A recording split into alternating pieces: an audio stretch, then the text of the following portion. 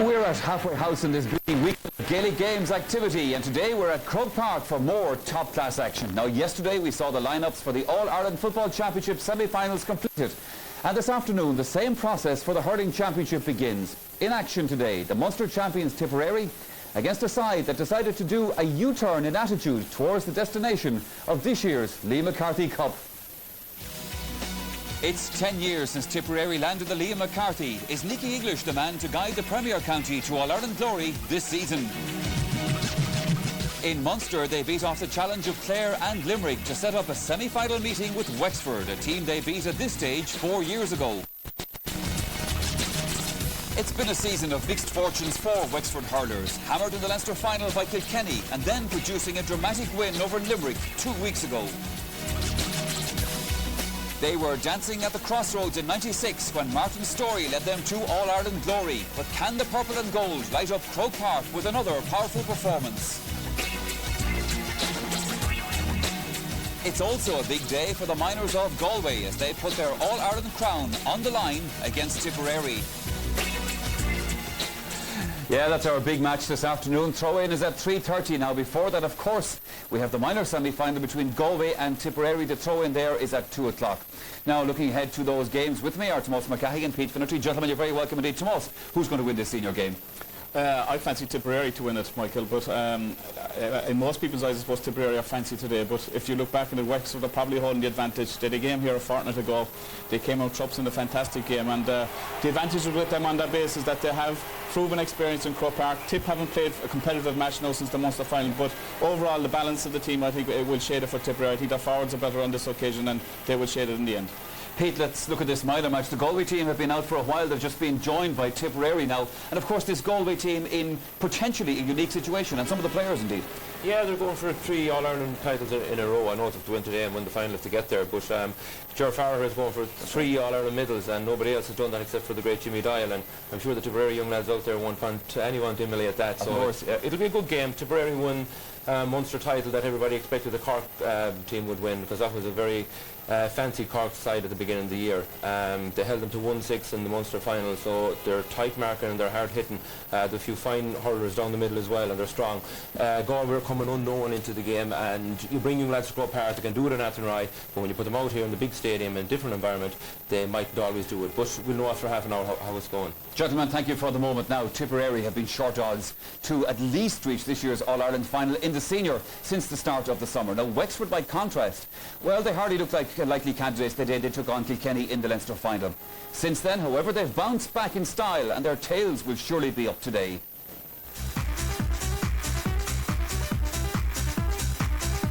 Well, I think after our Leinster final performance, we needed a big game with a lot of lost pride to restore.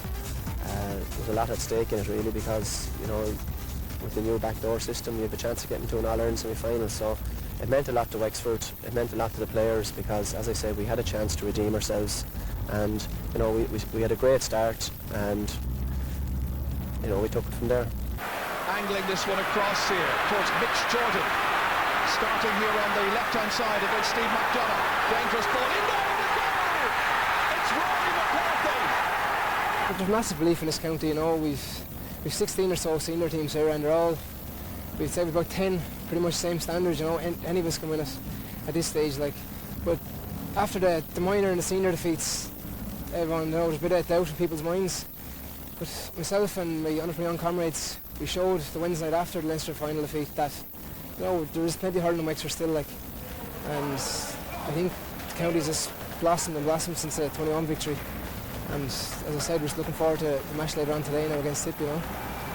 Tipperary is probably, you know, rated as one of the great Tipperary teams, and justifiably so. I know that they're very glad to have drawn Wexford, and hopefully that might work to our advantage today, and you know, we might surprise them. Limerick were probably very happy to draw us too, so that's fine. You know, the results of late indicate that Tip should be very happy and Nicky should be very happy. Hopefully we might just try to spoil the party today. It's been 8 years, I suppose, since Tipperary have won a Munster title.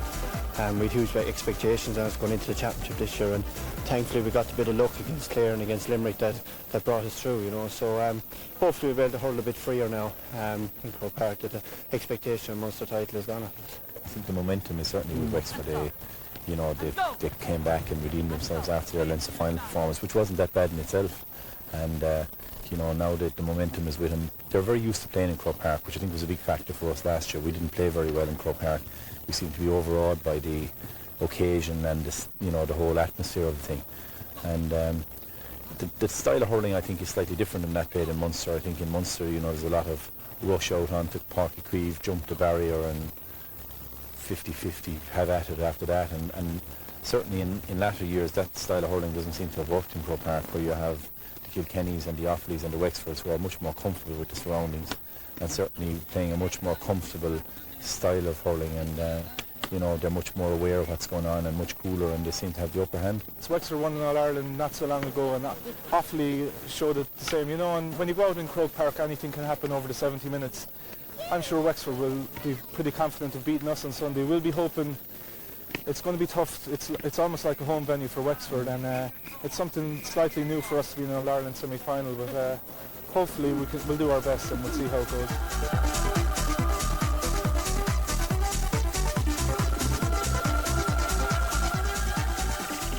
Okay, right now we're going to take a commercial break. We're back very soon with the minor All-Ireland semi-final between Galway and Tipperary. Of Montenotte in the background there, sloping down onto what used to be the athletic grounds, now Páirc and like today, which way they're going to play. It looks like that they're going to play towards the city end. That would be probably against the breeze, although looking at the flags right in the middle of the field right now, the linesman's flags, change of direction for the breeze there, but it does appear that it is blowing from left to right as we watch it, and one person down there in the dugout who'd love to be playing is Ollie Baker, very, very unhappy, and I know one of his great fans and a cousin of his, a first cousin, Paul Meany from Rouen GA, will be wishing him the very, very best of luck, and Ollie likewise wishes Paul the very best of luck. Another young man who can't be here today is Darren Quinn, who broke his leg in an under-14 hurling match playing for Meelick. He's in the Croom Hospital watching the game. Hello to you, Darren. Best wishes from all at the Meelick GA Club to you. And it's going to be Clare who will have the breeze in the first half. Ger Loughnane, then his team, having lost the toss, but hoping to win the battle and hoping to win this place into the Guinness Munster hurling final for 1999. So the players going back into their position. Nicky English, who shares responsibility with Ken Hogan and Jack Bergen for Tipperary's fortunes. Willed on by a huge following from the Premier County, many of whom made their way through the Jack Lynch Tunnel for the very first time this morning, and from there in towards the Black Rock end, in through Mahon and so on, to park the cars and the buses and the coaches, and here to enjoy what they hope will be a wonderful occasion. Well, now Tipperary have gone into more or less their positions, the various lines of the field, whereas Clare have gone into a bunch just on the about the 30-metre line. 30 metres, that is, from what will be their goal in the first half. And it's the Castle Lions Pipe Band who are going to give us our On the Vian.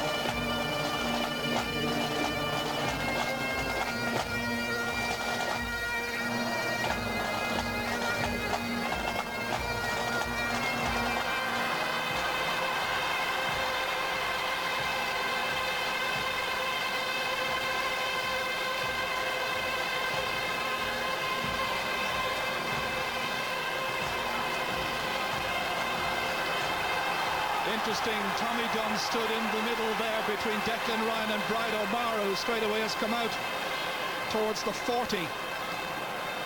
Just, I think, tried to outfox the Clare backline into deciding who's going to be marking whom, and right now they've switched around again. And Dickie Murphy from County Wexford takes charge of this match with Pat Horn and Pat Ahern. Pat Horn from Offaly, Pat Ahern from Carlow, and John Lahey and Brian O'Mara have indeed switched positions. It's Lahey now who's top of the left at the start of the match. The semi-final of the Guinness Munster Hurling Championship, and straight away it's Liam Cahill sending it in there, and Fitzgerald hesitated momentarily. Still the pressure on the Clare back line, and the end, that ball has gone harmlessly wide. That's Brian Quinn there, who is playing today in what is his 8th championship match.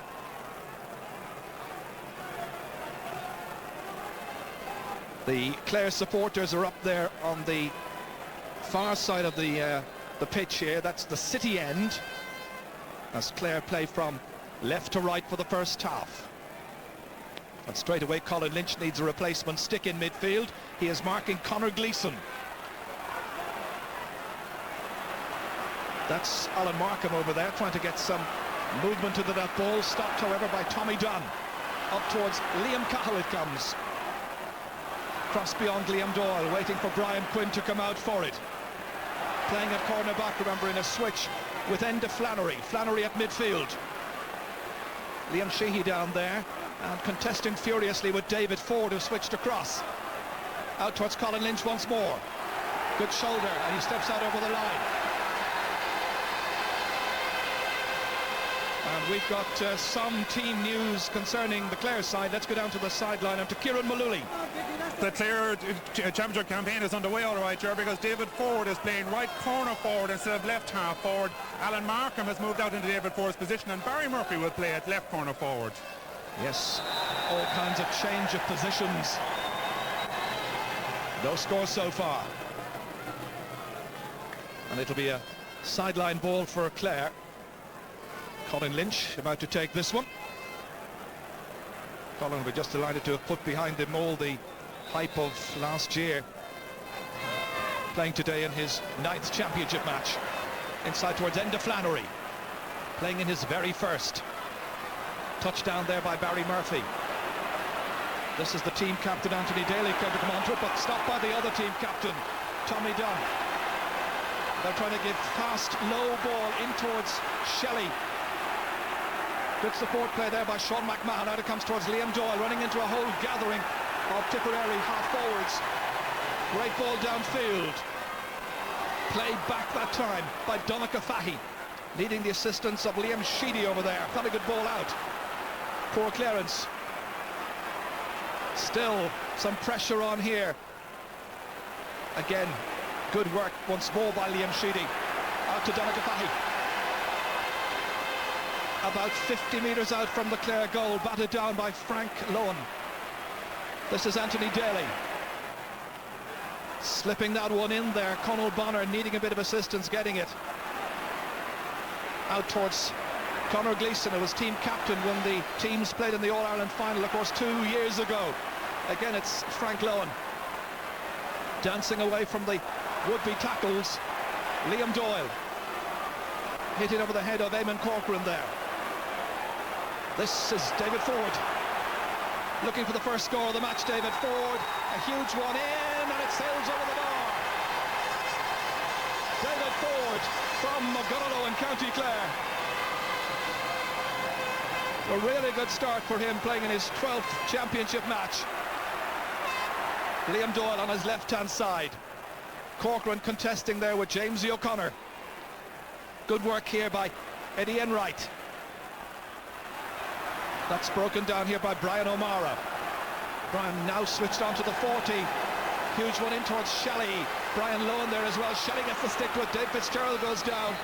And a stalemate situation which will probably end with the referee throwing the ball in on the 20-metre line. First time I've seen Brian Lohan play a major championship match without that familiar red helmet on his head.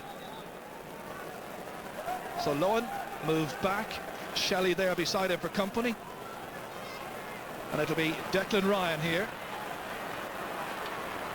Sean McMahon waiting for it as well. Should be quite a contest. Dickie Murphy in no particular hurry, wanting the players just to settle down a little bit. Sound refereeing. Finally away by Frank Lowe, not too far. Tommy Dunn gets it back in, and he's put it over the bar. The team captain getting Tipperary's first point. So the match level in these early stages. Not a particularly long clearance that time from Frank Lowe and from the throw-in ball by the referee. Batted down there by David Kennedy, one of those emerging young players. O'Mara now, two players converging towards him. McMahon unable to beat him for pace. It's still O'Mara, and then a very good challenge by Frank Lowe, and it's gone for the game's first 65. Frank Lowe is incensed, however. This was the run by O'Mara. Might have had a chance for a score a little earlier. Up to solo forward once again. Players were coming in on him. And did somebody make contact? Frank Lowe was adamant that it wasn't him. Frank has made a prominent start to this match. So a 65, and Tommy Dunn about to take it.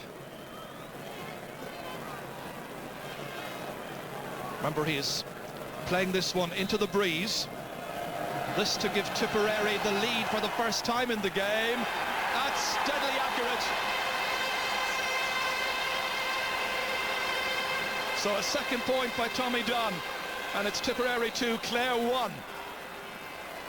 But only 6 minutes gone.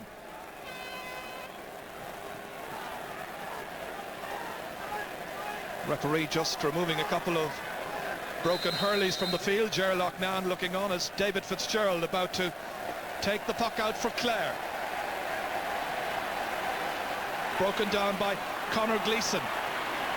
That's won by Sean McMahon. Again, it's Tommy Dunn, who's had a good start to this match. James O'Connor protesting. Free to tip.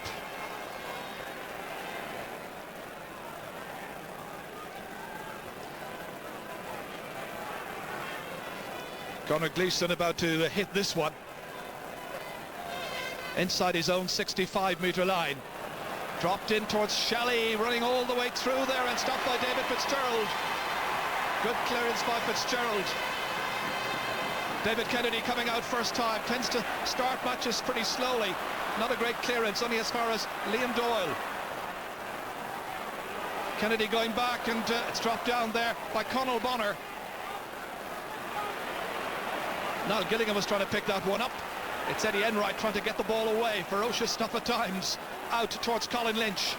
Nice turn by Lynch. Towards Barry Murphy's corner. James O'Connor waiting there as well. Corcoran has followed him across over there. That's Fergal Heaney. He's put under immense pressure. The clearance in the end comes out there beautifully as far as Liam Cahill. Clare get it back. That's driven high, and that's driven over the bar. Sean McMahon, first point of the game. And the puck out is taken immediately as it's 2 points apiece. And it's going to be a free for a foul there, and Liam Doyle thinking about taking it, but in the end leaving it for Sean McMahon, who's just got that equalising score. Well, Liam Doyle has been one of those unsung heroes over the years for Clare. Today playing his 23rd championship match. It's Sean McMahon's 18th. Well, this free is still inside his own 65-metre line. Heading towards Niall Gilligan. Got to stick to it. David Ford trying to race over. Sheehy is there. Plenty of pressure coming in, however. That was by Stephen McNamara, and that in the end has gone out over the end line, and it's gone for a 65. So a second 65 of the match. One apiece at this stage. Lots of pressure there from the likes of Barry Murphy and Stephen McNamara. And finally going off the Tipperary stick. Off the stick of Donica Fahy. Sean McMahon again about to take this one. The referee is in down at the Black Rock end because there was some attention being given to a Tipperary back. He's okay. Here's McMahon, ready to lash it, but putting it to the left this time. And so it stays at 2 points apiece. And that's the first wide of the match for Clare. Well, he's usually good for 3 or 4 points from considerable distances out. Brendan Cummins taking this puck out. It's won by Frank Lowen. A hefty challenge on Frank Lowen. Spills down here towards Enda Flannery. Still trying to get more into the match. Nice ball out there towards Colin Lynch, expecting a challenge. None came, and he knocks it over the bar. And Lynch, the first man to go across and say thanks to Enda Flannery. Colin Lynch from Lizzie Casey has made it 3 points to 2.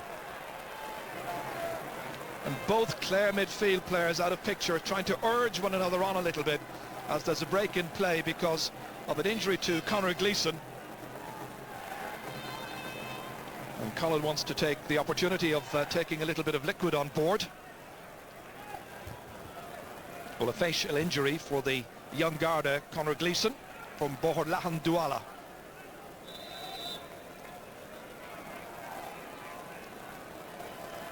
Well, he was captain, as I mentioned, in '97 by virtue of Douala's county final win in 1996. As Tipperary advanced but are stopped over there. Lots of pressure coming from all of the Tip players. Back again towards Tommy Dunn. Shelley was racing after. David Fitzgerald has had a very good start to the match. 2 very impressive saves. Corcoran trying to bat it away. Jamesy O'Connor trying to knock it in. Again, it's picked up here by Barry Murphy, going for the score himself, and he's put it over the bar. A real rallying score that by Barry Murphy, who stepped back into the right corner forward position. 4 points to 2 then. Well, the Tip backs were converging, but a little bit of cleverness here by Barry Murphy, taking himself out of danger, finding enough space at the other end. John Lahey hitting his shot, and that has gone over the bar. Good score by John Lahey. Lahey still operating at top of the left, making it 4 points to 3.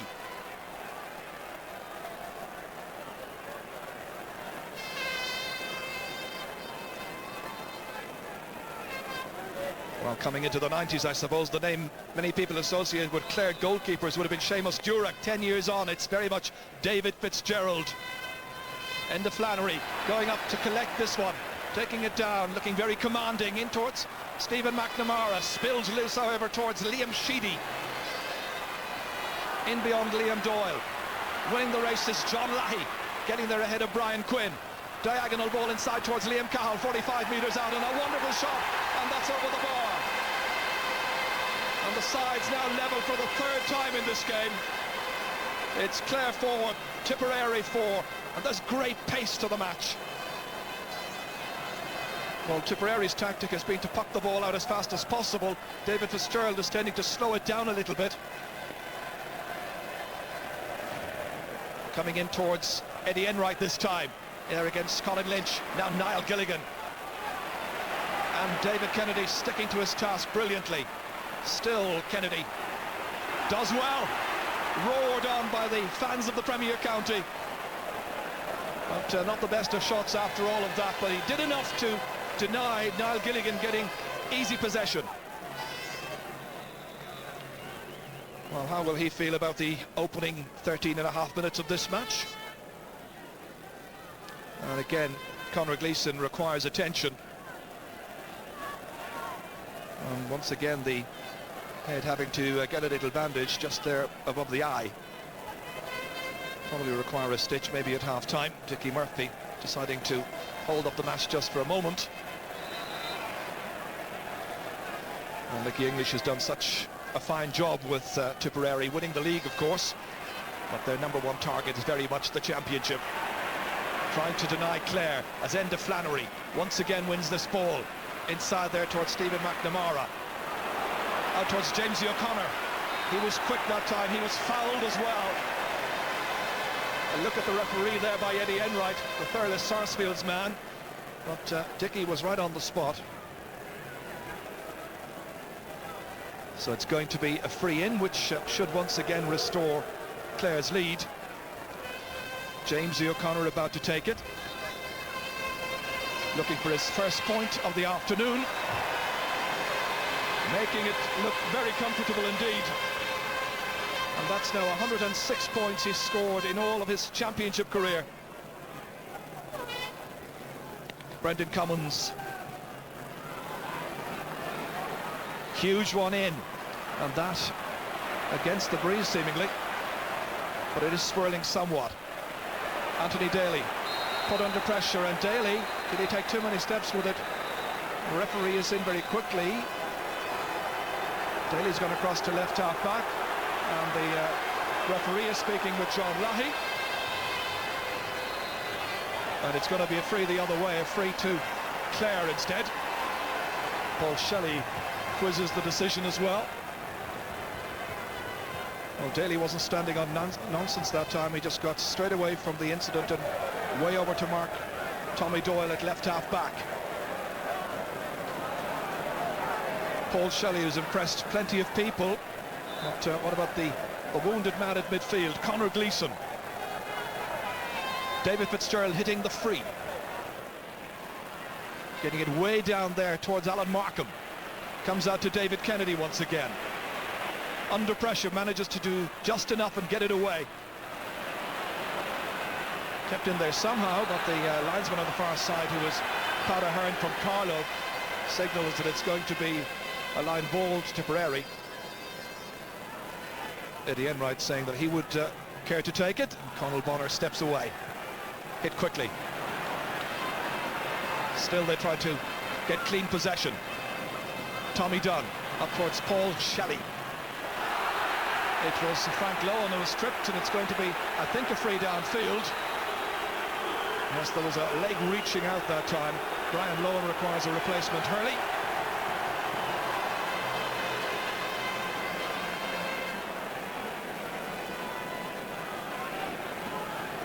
Well, I suppose many people have the view that Paul Shelley is first and foremost a very fine defender, but they had a problem area at full forward, Tipperary, and he's been more than willing to go in there and try and do his best, even if he can negate the influence of Brian Lowen and stop him coming out with the ball and making those mighty clearances that can lift all the supporters here.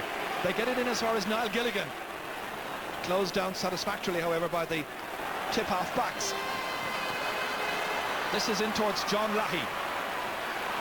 Quinn standing back somewhat, managing to get it onto the stick. Well, he had it in his hand twice, so he flicks it downfield, down towards Stephen McNamara, and there's a trip over there. It's on Conal Bonner. Just a little bit of jostling.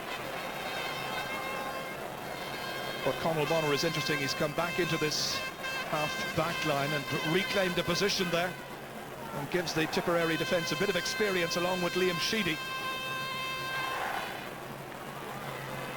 Good free. Quinn breaks it down this time, and Frank Lowen again was anticipating. He started very well.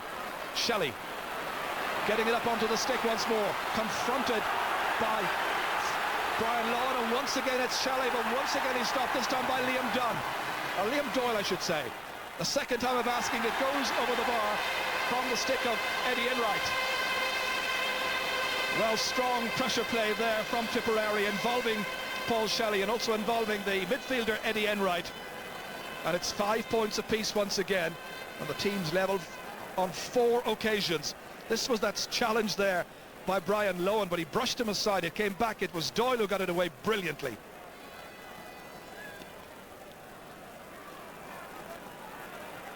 Conal Bonner, and David Kennedy goes across.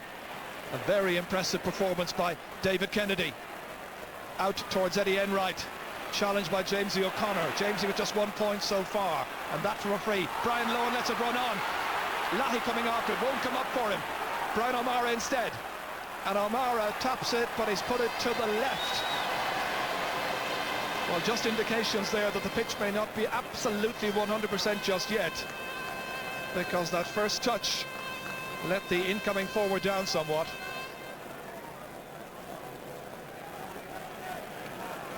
So once more, Davy Fitzgerald.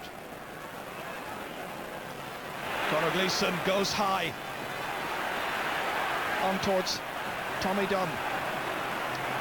This is Enda Flannery mopping it up at midfield, aware that he was about to be hooked, but he still can't manage to find the target. Perhaps put off a little bit there by the presence of Declan Ryan just immediately behind him.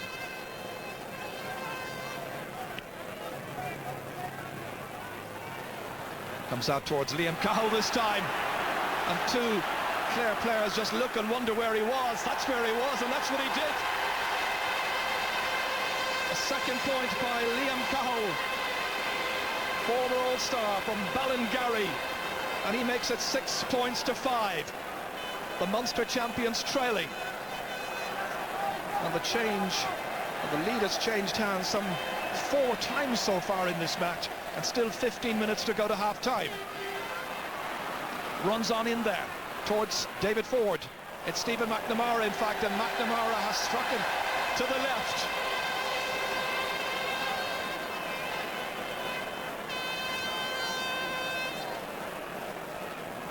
And let's go down to the sideline once again. Some more news from Kieran Mullooly. Gerlach Nan is clearly not happy with his half forward, and he's now put James O'Connor on the 40, and he's been pleading to them to get more possession there, and they're not doing so good so far. Yeah, they're switching positions the whole time, and it's just difficult on occasions to keep tabs on just where everybody's playing. Referee going to throw this ball in.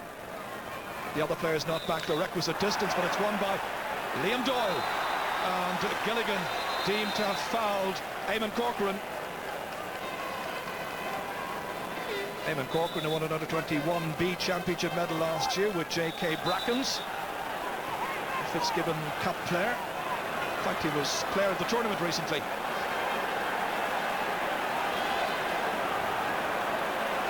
And a bit of aggro going on inside there. Liam Cahill, the player, was picking himself off the ground rather gingerly. And the referee has the aid of his umpires and also his linesman. Frank Lowen, maybe the player who was involved there with Liam Cahill. Or did the umpire get a clear view of what happened? And what would the referee's reaction be? He's calling across, I think it is Frank Lowen, indeed it is. And Liam Cahill also called. Looks to have the notebook out here. Well, they've been having a quite furious battle from time to time. Not too sure if it was just a case of recording the fouls and just taking the numbers. Didn't appear to be any yellow card.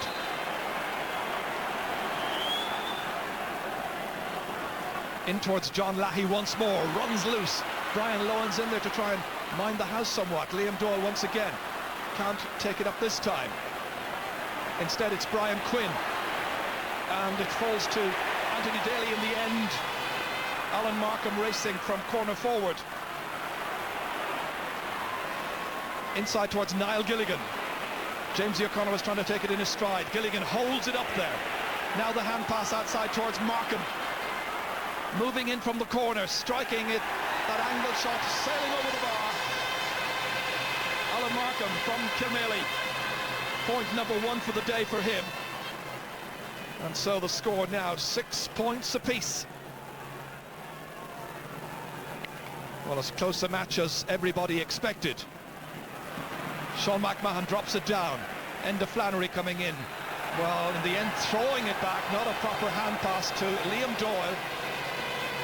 Perhaps a little bit of inexperience at this level, but a foul nonetheless. And Dickie Murphy was only a matter of 10 metres or so away from him when it happened.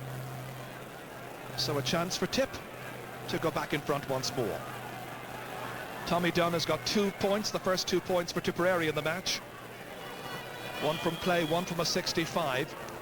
And this is about 50 metres out, in a very central position. And he makes no mistake.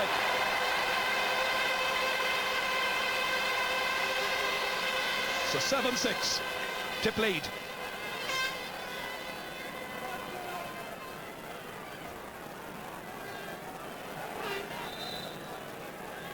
So the signal given to Davy Fitzgerald to take the puck out. A low trajectory this time into the centre. Brian O'Mara, the left half forward, trying to get it by Liam Doyle. That's not been easy at any stage during this match. Brian Quinn coming out, does really well. beats the would-be block there by Eddie Enright towards Jamesy O'Connor. Niall Gilligan next. And this is Barry Murphy scampering away there from Liam Sheedy. Murphy and hooked. Good work by the cornerback. And a pile up, and the referee again will probably throw the ball in. And the ball was picked off the ground, in fact, and it's going to be a free downfield. So free to Tipperary. Just that good run by Barry Murphy effectively came to nothing.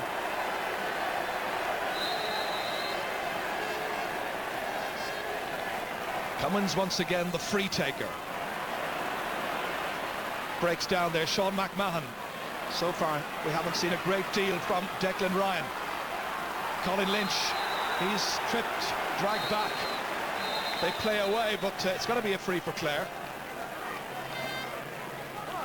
Smiling Dickie Murphy there, one of the most experienced in the game.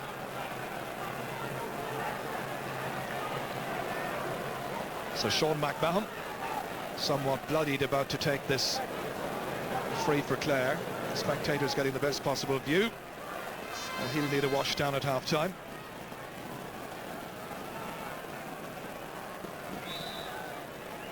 Clare, who loves to take the match by the scruff of the neck and impose his will on the game. Great free taker as well. Dropped all the way in. Brendan Cummins saw it, read it really well. Out towards Tommy Dunn. Daly was coming from behind him. Conor Gleeson there at midfield, stopped by Jamesy O'Connor. James is still trying to get back goal side, won by Gleeson. Up towards Shelley once again. Brian Lohan going across. He fumbles it. Shelley has it. Trying to get inside Lohan. Still Shelley. Still Shelley. And in the end across towards Brian Quinn. Trying to link up with John Lahey. Quinn nipped in. Huge clearance downfield. Jamesy O'Connor breaks it, and Jamesy's been knocked on the back of the head there, I think accidentally, by David Kennedy. Clare get it back. Colin Lynch. Lynch from 65 metres out. Again dropping it in, but dropping it just to the right. Well, that's Jamesy O'Connor. He was rising up for that last ball there, I think, with David Kennedy. And this is the end result. Dr. Páirc Quinn is in there quickly. Scorer of a point in the match so far, Jamesy. Unquestionably one of the finest forward talents ever produced by the Banner County. Well, he's back on his feet. Both managers took the opportunity to get in just a moment. In Ger Loughnan's case, just to check on the health of Jamesy. So inside the final 10 minutes of the first half, where it's been fast and furious. The lead changing hands so many times. Enright getting it in towards Cahill. Nice first touch this time. Laying it offside towards Declan Ryan. He can hit it with the left, he can hit it with the right. This time he drops it short, however. And Davy Fitzgerald is challenged by Paul Shelley. And the referee says, free, Paul. For what, says Paul Shelley. Well, the referee says for committing the foul.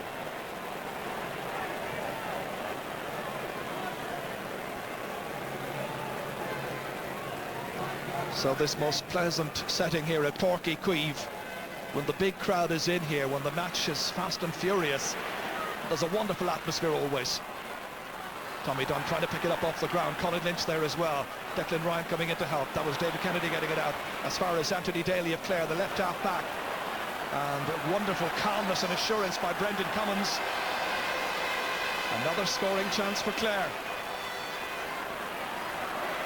This is Quinn once again, trying to deny Brian O'Mara. Conor Lynch coming back to help. He was clattered by Brian O'Mara. Free to Conor Lynch's team.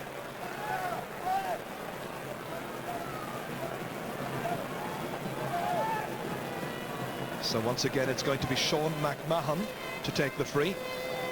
And that the result of an earlier injury. A switch in the Tipperary forward line. John Lahey has now gone to top of the left.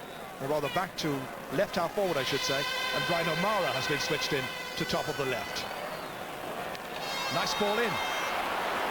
Laid off there towards Gilligan, stopped. Comes out again to Jamesy O'Connor, and this time Jamesy fires it over the crossbar. It's a second point for Jamesy O'Connor, and the teams are level, still feeling his head somewhat.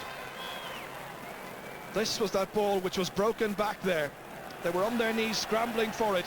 David Kennedy couldn't get it out, but when the loose ball reached Jamesy O'Connor, well, that was enough. The teams have been level on 6 occasions. A dramatic Guinness Munster Championship match at Páirc. The clearance by Daly. Down towards Barry Murphy. Breaks loose, however, in the end to Alan Markham.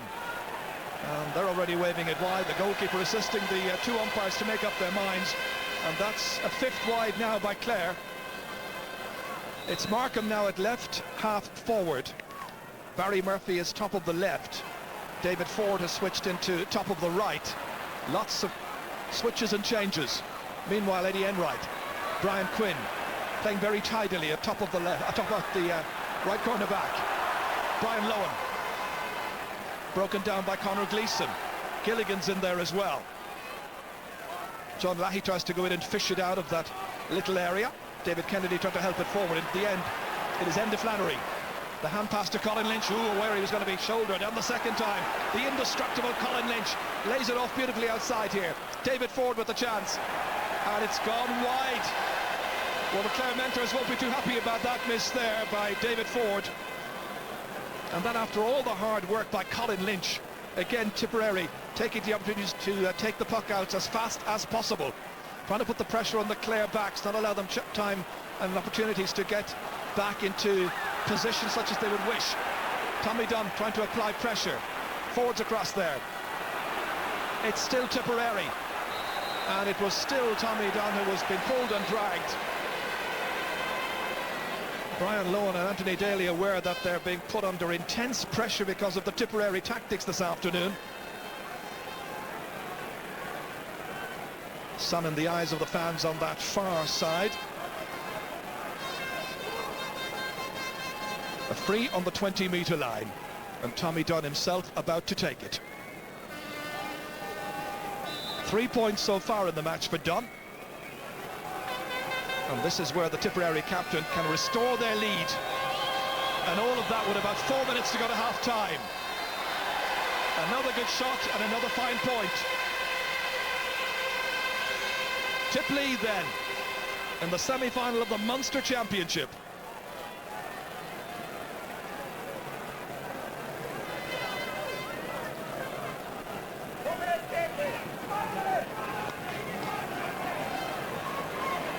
That's out towards Declan Ryan. Again, they come onto it fast here. Eddie Enright. Beyond Sean McMahon. Inside here towards O'Mara. Shortens the grip on the stick, and this time I think it'll be the turn of the Tipperary mentors to feel a bit unhappy. And Brian O'Mara looking at the referee, and if you can read his words, you'll be well aware that he's displeased with the decision, felt he was fouled and should have had a free in. 4 wides then for Tipperary.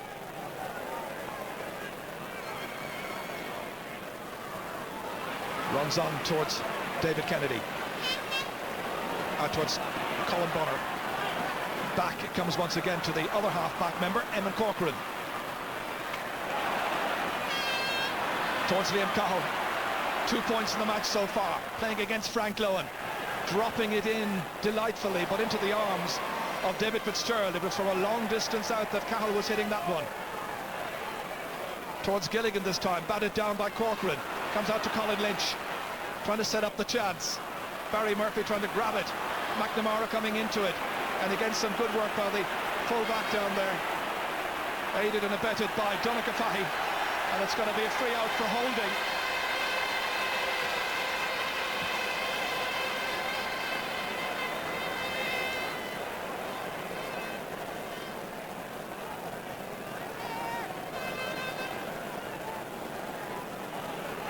So it's going to be a free for Tipperary, and Brendan Cummins about to hit it. Brendan from the Ballybacon Grange Club. And Gerlach Nan is on the pitch and he wants to make a switch. And the referee is saying to him, "Come on, Ger, off you go." It'll still be a free to Tipperary. But he's trying to make switches, and Niall Gilligan, I've seen, move position. And I've noticed that David Ford has now gone to centre half forward, where David Kennedy had been exerting quite an influence. It's broken down here. Sean McMahon towards David Ford now. His first contest there against David Kennedy. James O'Connor, right half forward. Inside, McNamara's looking at it, but so too is the goalkeeper. Good anticipation by Brendan Cummins. So inside the last 15 seconds of actual playing time, Declan Ryan sending a diagonal ball towards Liam Cowell, but he couldn't get there. He was doing a little tripping instead. Frank Lowen had followed him across. Very annoyed with the decision by referee Dickie Murphy. But Dickie has handled it really well. Well, in terms of scoring chances as we head into injury time, Clare have already created 18 scoring chances, 16 for Tipperary, and as you can see, it's 8 points to 7. Tip with this very narrow lead. It's dropped in this time towards Niall Gilligan. Gilligan takes it down, blocked by David Kennedy. Conal Bonner is there as well. Tip defending valiantly and resolutely, and the referee going in. Will be up to throw the ball in to end the stalemate there. Conor Gleeson being told out you go, and David Kennedy will contest here, and the referee says, but that's the end of the first half. It's been fast and it's been furious, and little to choose between the teams. Both sides have missed a few fairly scoreable opportunities, but it's the heat of battle, and Tommy Dunn has contributed 4 points for Tipperary. They've got a very slight lead going in here at the break in Páirc in the Guinness semi-final in the Munster Championship. The half-time scoreline reads Tipperary 8 points, Clare 7 points. And let's go down now to Kieran Mullooly. Ken Hogan, the Tipperary selector, you're a point ahead. You must be pleased. Well, we're pleased with the first half has gone, because there's a swirling breeze there and the game could go anyway. But thankfully the young fellas have settled in fairly well. But the first half is over now, we've got to prepare for the second. Your defence in particular seems to be getting on top of Clare. You must be pleased about that. Well, I suppose the first 35 minutes are over, but what we've got to make sure is that the guys concentrate, and particularly the first 5 minutes after half-time are going to be vital. Finally and quickly, Eddie Tucker is warming up. You're thinking of a change? Well, obviously, we're thinking of changes throughout the game, but anything that will help us, we will do. Thank you very much. Okay, that's the situation at half-time in Páirc. 35 minutes to go in the second half, and that's the prospect we're really looking forward to.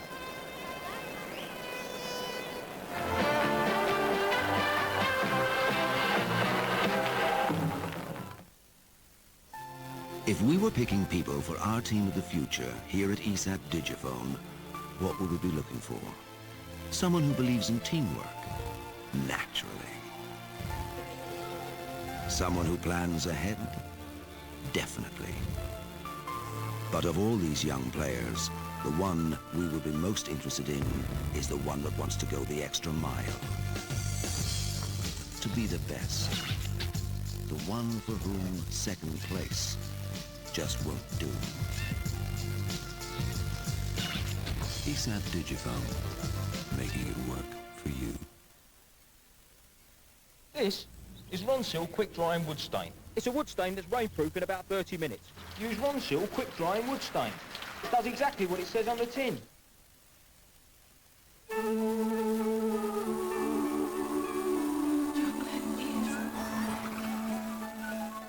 Chocolate is chocolate is chocolate is chocolate is chocolate. Chocolate is chocolate. Chocolate is Cadbury is chocolate is Cadbury is chocolate is chocolate is chocolate is chocolate is chocolate is Cadbury is chocolate is Cadbury is chocolate. Chocolate is.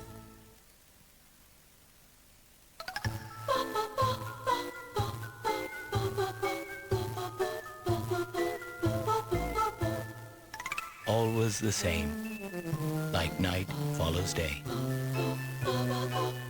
Beamish, consistency in a world gone mad.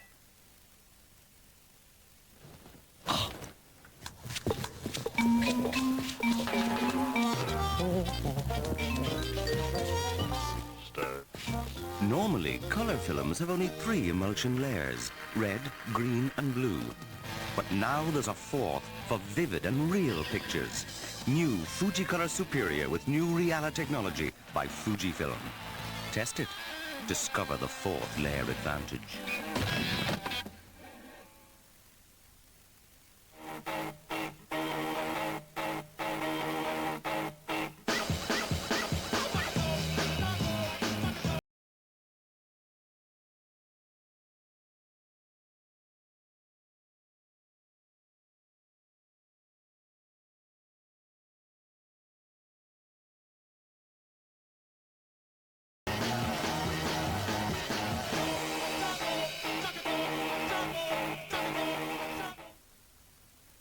Midwest Tiles, the one-stop shop for timber floors, bathroom suites and quality tiles. Now open at the Lisbon Centre, Chaoimh Road, Galway.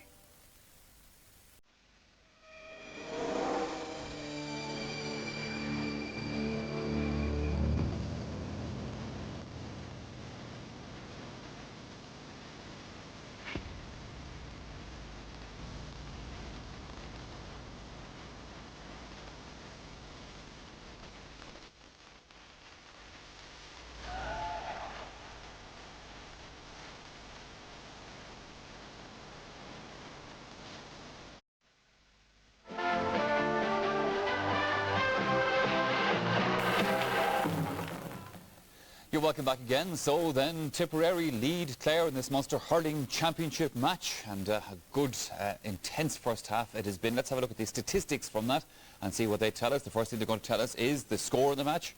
8 points to 7 in Tipperary's favour, nothing in it of course. 9 wides for Clare, 9 frees I should say for Clare, 7 for Tipperary, 6 wides for Clare, 4 for Tip, 165 each. And surprisingly, given the intensity of the rivalry between these two sides, no yellow cards and no red cards in that first half. Now, a quick reminder that if you want to comment on those statistics or indeed anything else which happens today, well, you can get on to Pat Spillan's Monday Feedback. The lines are open from 7 until 11 tonight, and the numbers to call are 1850 200 620, or if you're ringing from the north, it's 0845 309 8117. And you can also email Pat sundaygame@rte.ie.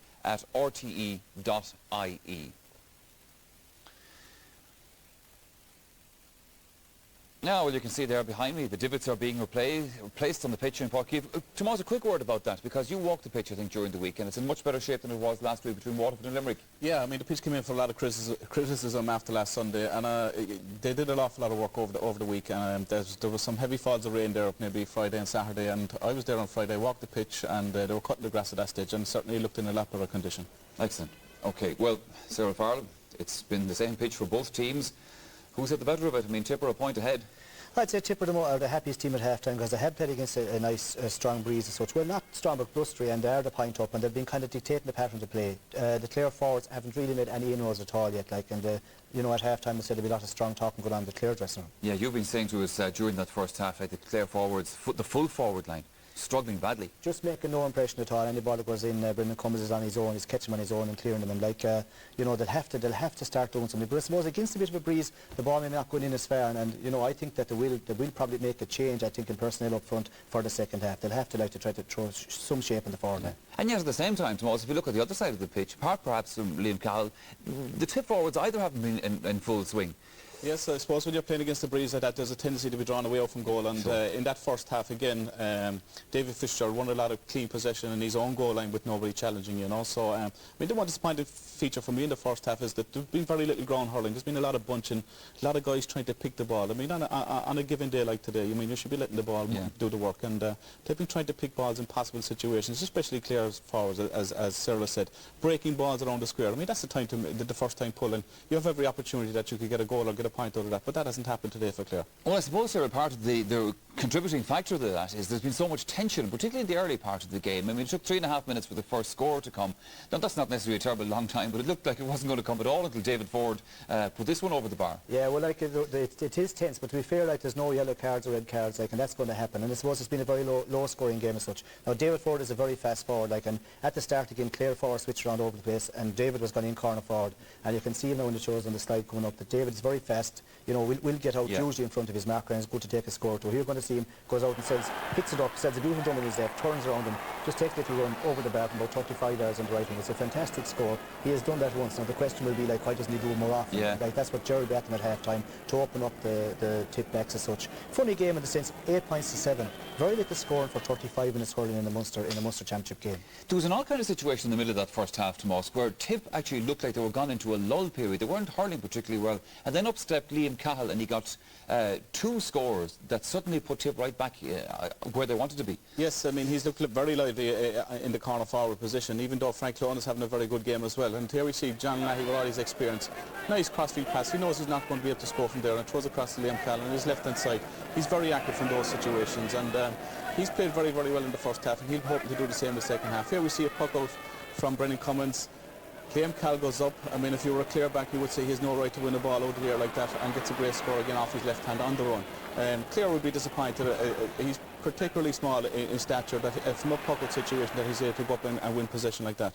Well, for me, Liam Cahill has been the best forward on view, certainly from Tipperary point of view anyway, Cyril. Yeah, well, like, he's prepared to have the goal, like, and John Lahey picked him out, a lovely diagonal ball going across the pitch. Very hard for a back. The forward should be always in front, and if a back goes in front of him, he's in trouble. Now, Liam knew that ball was coming, got onto his favourite left side, and as Tomas found out, he caught the next, the Sky out in the half forward line as such. He's prepared to have a go. He hadn't a great league semi-final as such against Clare, was taken off, disappointed to be taken off, which a fellow should be, and he's out to prove, like, you're not going to take me off today. Sure, yeah. Around the middle of the field, Tomas, what have you made of it? Again, I mean, I must say I'm very impressed with Enda Flannery. I mean, in his first championship match in the middle of the park, he's hit an awful lot of ball in the first half. I'm sure Colin Lynch has done particularly well as well. Sure. Tip may be a bit worried about their centre field. Eddie Enright isn't having the best of games.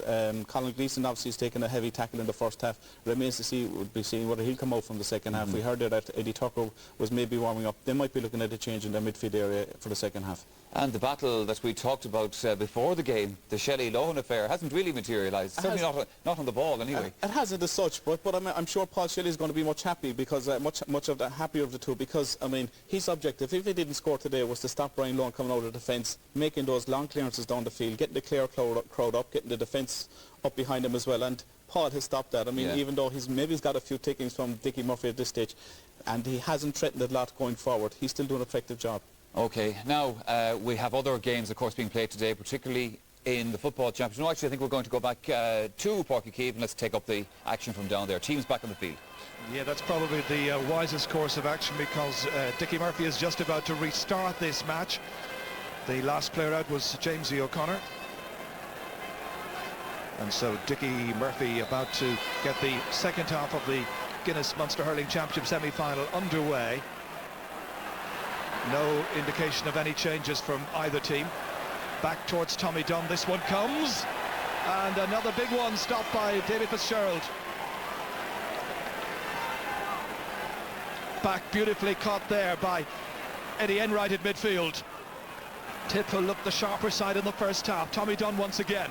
Colin Lynch chases after him, opting to kick the ball in, stopped by Frank Lohan. And Lohan turns around there, and Paul Shelley seems to be feeling his right leg. Referee's gone in to have a word with both Brian Lohan and Paul Shelley. I think that there will be concern on the Clare bench that Brian Lohan and Sean McMahon aren't their usual absolutely dominant selves, and without scoring in the match so far, Declan Ryan and Paul Shelley have probably done enough to negate their influence. It's going to be a throw ball, some 45 metres out from the Clare goal. Declan Ryan in there to contest. Tommy Dunn overhead inside, beyond Paul Shelley, beyond Brian Lohan as well. Lohan trying to take it away from that danger area in front of Davy Fitzgerald. In came Liam Cahill, but the referee said it wasn't a shoulder onto the other shoulder, more a shoulder into the back of Brian Lohan. So free for Clare.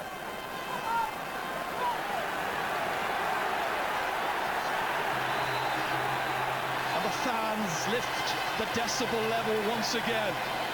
If you've joined us late, we estimate about 40, perhaps 43,000 people are here at Páirc in the sunshine, but with a swirling breeze that really does favour Tipperary, if anything, for the second half. It's tending to blow down towards the Blackrock end of the ground. Declan Ryan, beyond Frank Lohan, in towards Paul Shelley. Shelley trying to pick that ball up. Brian Lohan right behind them the whole time. Still it runs loose to Frank Lohan. Remember, it is a Clare team without the considerable influence of Ollie Baker, out through injury. Up here towards Niall Gilligan, this one comes. Clare did an awful lot of switching of their forward line in the first half, and at times it was hard enough to see them developing a pattern. Players weren't allowed in positions for too long. Throw ball taken. Missed there by David Kennedy. Had a very, very good first half. Jamesy O'Connor hitting this one on towards Alan Markham. On even further there towards Barry Murphy. Expecting the challenge to come across there from Fergal Heaney, but the referee has whistled back for the foul there by the fullback, and the referee has the notebook out. Well, Fergal Heaney was the one who was coming across the flight path of the incoming forward Barry Murphy. Well, we've just received the official attendance. Our guess wasn't too bad. 42,382 are watching this. Jamesy O'Connor to hit the free, and Jamesy inexplicably has put it to the right and wide. But in mitigation, the angle was a little tight. So once again, it's going to be Brendan Cummins to take this puck out, but this is the man who's warming up or being prepared just in case he's required. Ollie Baker. He'd love nothing more than to come in there. This is John Lahey. 1 point in the first half was his tally. Brian O'Mara had a few opportunities. This is his latest. It's got over the bar. Tip lead by 2 points. O'Mara's first point of the match, coming just in the 4th minute of the second half.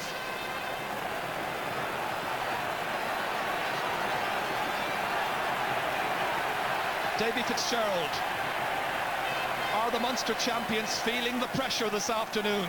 Conor Gleeson inside towards Eddie Enright, fast delivering, good ball. Shelley selflessly running, good work by Shelley, getting there ahead of Brian Lohan, and Shelley's shot is stopped over the bar by Davy Fitzgerald, but Paul Shelley will take the credit. His first point of the afternoon, and Tipperary have made an excellent start to the second half and lead by 10 points to 7. Shelley with the clenched fist to the fans behind the goal, saying, come on, get behind us even more. This was Shelley beating Lohan, and it's gone over. Ollie Baker has just come into the Clare team, and he looks like he's going into the full forward line. He's played there before, and Stephen McNamara, I think, is the one who is making way. Sherlock Nahan makes a vital change with nearly 5 minutes gone in the second half.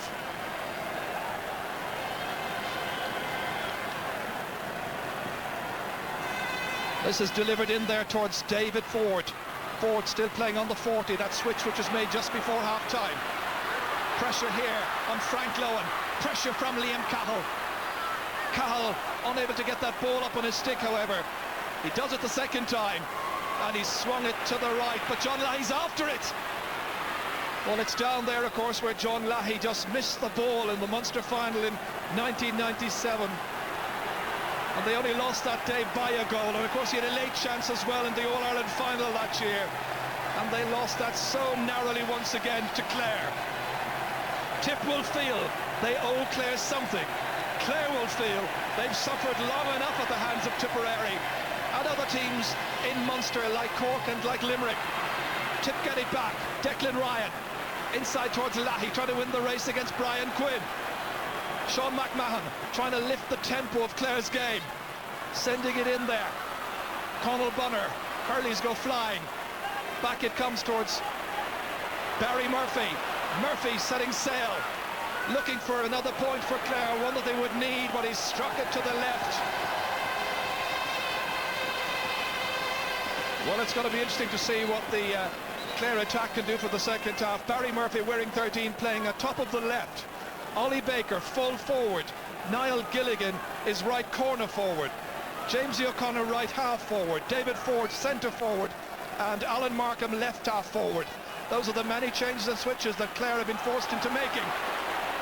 Shelley gets it back towards his team captain, and Tommy Dunn hits this one, and it's just gone inches outside the left-hand post. Not too much in it.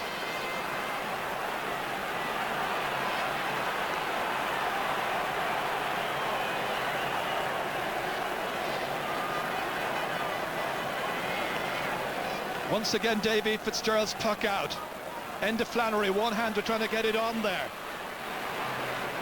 Kennedy once more. This is Enda Flannery. His first championship match across to Colin Lynch. Sends it in towards Ollie Baker. They race in after it. And a good shoulder there.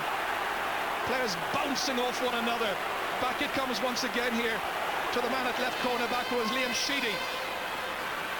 Colin Lynch trying to take it up. Looking where his immediate opponent was. Expecting the hook, and Colin Lynch fires it in, but he's fired it left. And he's fired it wide.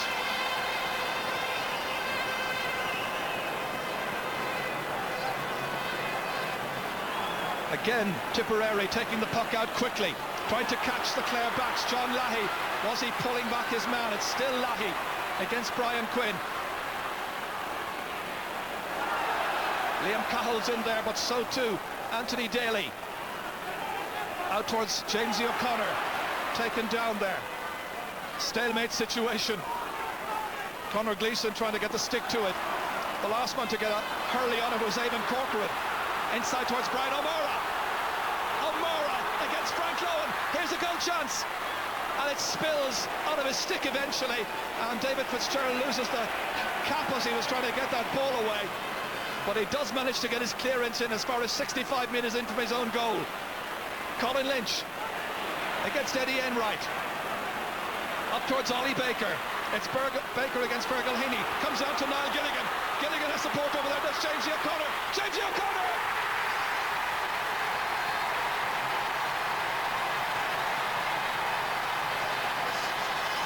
Jamesy O'Connor gets the goal for Clare. After 9 minutes of the second half, Gilligan set him up. And this is where Jamesy received possession and buried it to the right of Brendan Cummins, and that's his first ever goal in the championship. Now will that first goal by Jamesy establish a Clare recovery? Under pressure are the Tipperary full back line. Frantic pressure. Ollie Baker against Fergal Heaney. Back it comes once more to Gilligan. Blocked down.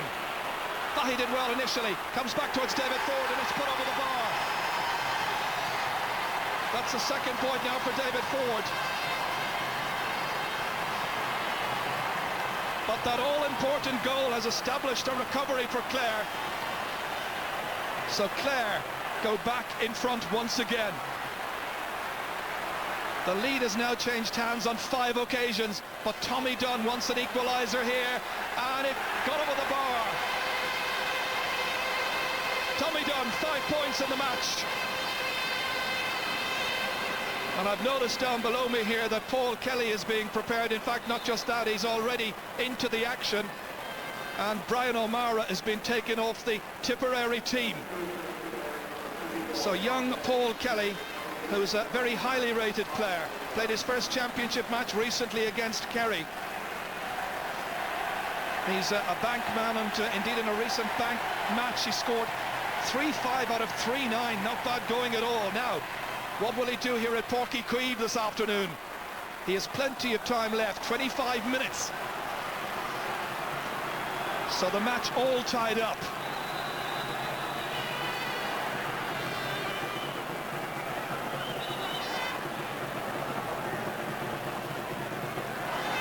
Well, it's going to be a free once Anthony Daly is given the nod by the referee. Incidentally, Stephen McNamara, who was taken off the Clare team, is still behind the goal. He's never gone back to the bench. Dominic Fahy back once again to take his place at right corner back, where he's marking Barry Murphy. Well, not a free, of course, a sideline ball. Daly the taker, stopped there by David Kennedy. Huge one down towards Liam Cahill. Cahill steps away from danger. 2 Clare men after him. Partial block on that by Sean McMahon. Still runs in towards Lahey. Standing back there and standing his ground is Liam Doyle. Broken down by Conor Gleeson. David Ford was anticipating. Good low ball inside towards Barry Murphy. Gets there ahead of Dominic Fahy, but Fahy manages to get a fortunate break there. It runs loose to him. That's a good clearance. Wonderful effort from players on both teams all over the field. Players having their little moments of mastery against the immediate opponent. And still very much the issue in doubt here. Clare trying to hold on to their Munster championship, the title that they won back last year. Liam Cahill here. Cahill going through against Frank Lohan on his left-hand side. He strikes it beautifully. Great hurling by Liam Cahill. And that's 3 points now for the Tipperary corner forward. 12 points for Tip, 1-8 for Clare. So the three wise men of Tipperary consider another possible change. We'll just have to see what their thinking is. But maybe the Declan Carr is about to be sprung. Paul Kelly has already been introduced at top of the left. That's Conal Bonner over there, trying to get at the end of that pass by Conor Gleeson. David Ford over there to challenge for Clare.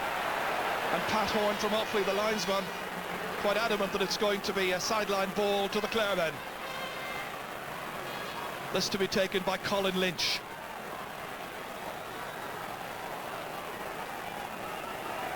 So Tip by just a solitary point.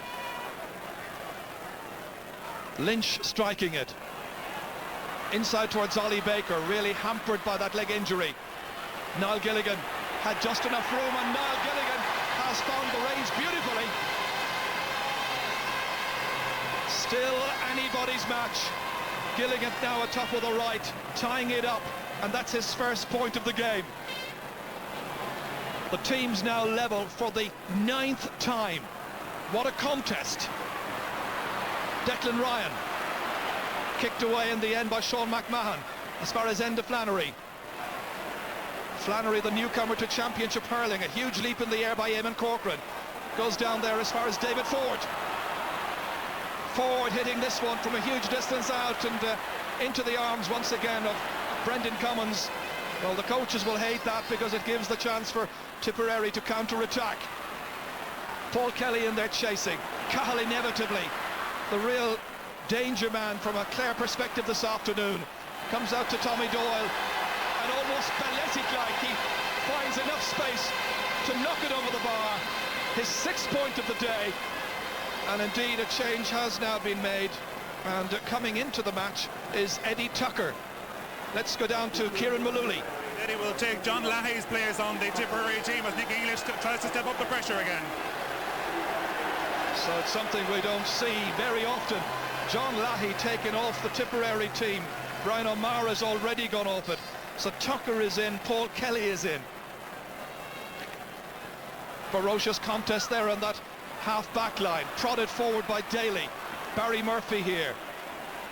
Tip with that 1-point lead.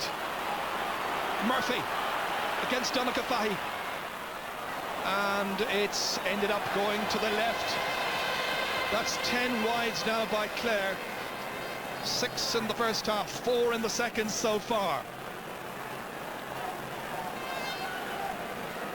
Still about 20 minutes to play.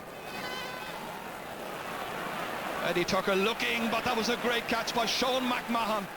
Quick release into the half forwards towards Jamesy O'Connor, Clare's goal scorer. David Kennedy chasing after him, one-handed trying to get the ball away. And Eddie Corcoran was coming in, and Enda Flannery at the receiving end of Eddie Corcoran's anger there, or Eamon Corcoran's anger there. And the referee will restart the play by taking the ball into his hand. Once again, he's going to throw the ball in. He's had to do this about 3 or 4 times in this match, at least 3 or 4 times. David Ford is poised. Eamon Corcoran is poised. Again, no great movement forward. Once again, the referee is going to be called in. Again, Dickie Murphy always keeping a very cool head about him, always appears to be totally in charge. Colin Lynch has picked that ball off the ground. It's going to be a free to Tipperary. They want the ball back as fast as possible, and he's reluctant because he wants to argue with the referee that there was a little hop on that one. But Dickie again has a smile on his face, not one bit influenced by Colin's point of view. The booing is coming from the Clare fans. It'll be David Kennedy to strike this free inside his own 65-metre line. a place in the Munster final at stake. Inside and beautifully caught again by Liam Doyle. Well, whoever would win this match today would be guaranteed, of course, a place in the All-Ireland series, because both Munster finalists, once again, like the Leinster finalists, will go through to either the quarter-finals or the semi-finals. So there's so much at stake. An entire year's work. Barry Murphy beating Gulligafahi to it. Still Barry Murphy coming in. His jersey was hauled back and the referee has whistled, and it's going to be a free into Clare. And this is where Clare can go back on level terms once again.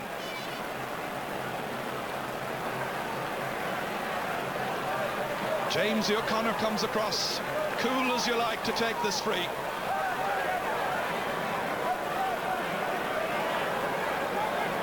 Tip got plenty of men back just in case he goes for another goal effort, and he's put it wide. Oh, that was a pretty straightforward chance, and he'll be greatly disappointed by that, and so too the Clare fans and mentors. Groans from the Clare supporters. Brian Lohan. Having had a very difficult afternoon, Brian Lohan down there against Paul Shelley's rugged determination. Conor Gleeson, knocking into his own man, who was Tommy Dunn. Dunn has it. Flannery, not wishing to give him any leeway there.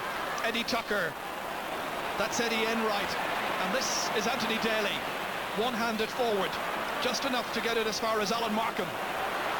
A big one in there, and again, Brendan Commons, chest tie, takes the shoulder. Hurler come footballer, although his concentration this year is very much on the small ball game. That's Eamon Corcoran running into two Clare men. David Kennedy once again, and not for the first time, getting a good clearance downfield. Kelly was trying to take that ball up. Race over here, Brian Quinn expecting the shoulder. Not disappointed either. Declan Ryan against Frank Lohan. Still Ryan, standing his ground, knocking it in, saved by David Fitzgerald. There was a possible point there for the taking for Declan Ryan. And this is where David Fitzgerald once again loses the old cap, but not possession. Clare take it forward. It's Anthony Daly, the Clare Castle man, the captain of this team. Ollie Baker trying to deny Fergal Heaney possession. Fergal, however, getting there first. Once again, it's David Kennedy. He's been so impressive this afternoon. Nicely caught here by Liam Cahill. Still they go forward, and there's a free. Sean McMahon and Brian Lohan remonstrating with the referee. But Tip have a 1-point lead and a chance now of a second. Well, this is what was happening here just a little while ago. That was the shot there by Declan Ryan, and that was the save by David Fitzgerald. But the next piece of action is going to be this free. That's the angle that faces Tommy Dunn. He's 3 from 3, including 65 so far. That's 3 frees taken, 3 frees converted. Now, what will he do with this? He's headed to the left. The pressure must be getting to players like Tommy Dunn, and even to another wonderful player like James O'Connor, who missed a free a little while ago. So the frees there miss, cancel one another out, and there are 15 minutes left. Some more team news. Let's go down to Kieran. Brian Lohan now playing in the corner, where his position where Frank was a few moments ago. There's a quick change there in the Clare defence. Yes, he's on Liam Cahill. Meanwhile, that ball is flung forward there by Barry Murphy, but Clare can't hold possession. Instead, it'll be Tip with the sideline ball.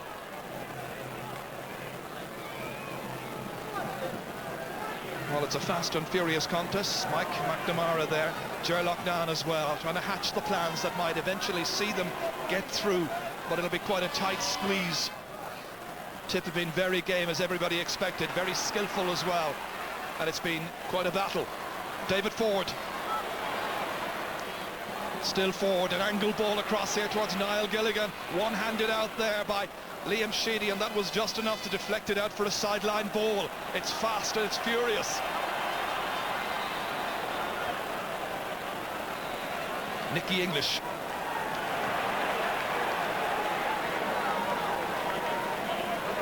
Quick consultation there, and Colin Lynch, I think, being told, or rather telling Ollie Baker, in you go.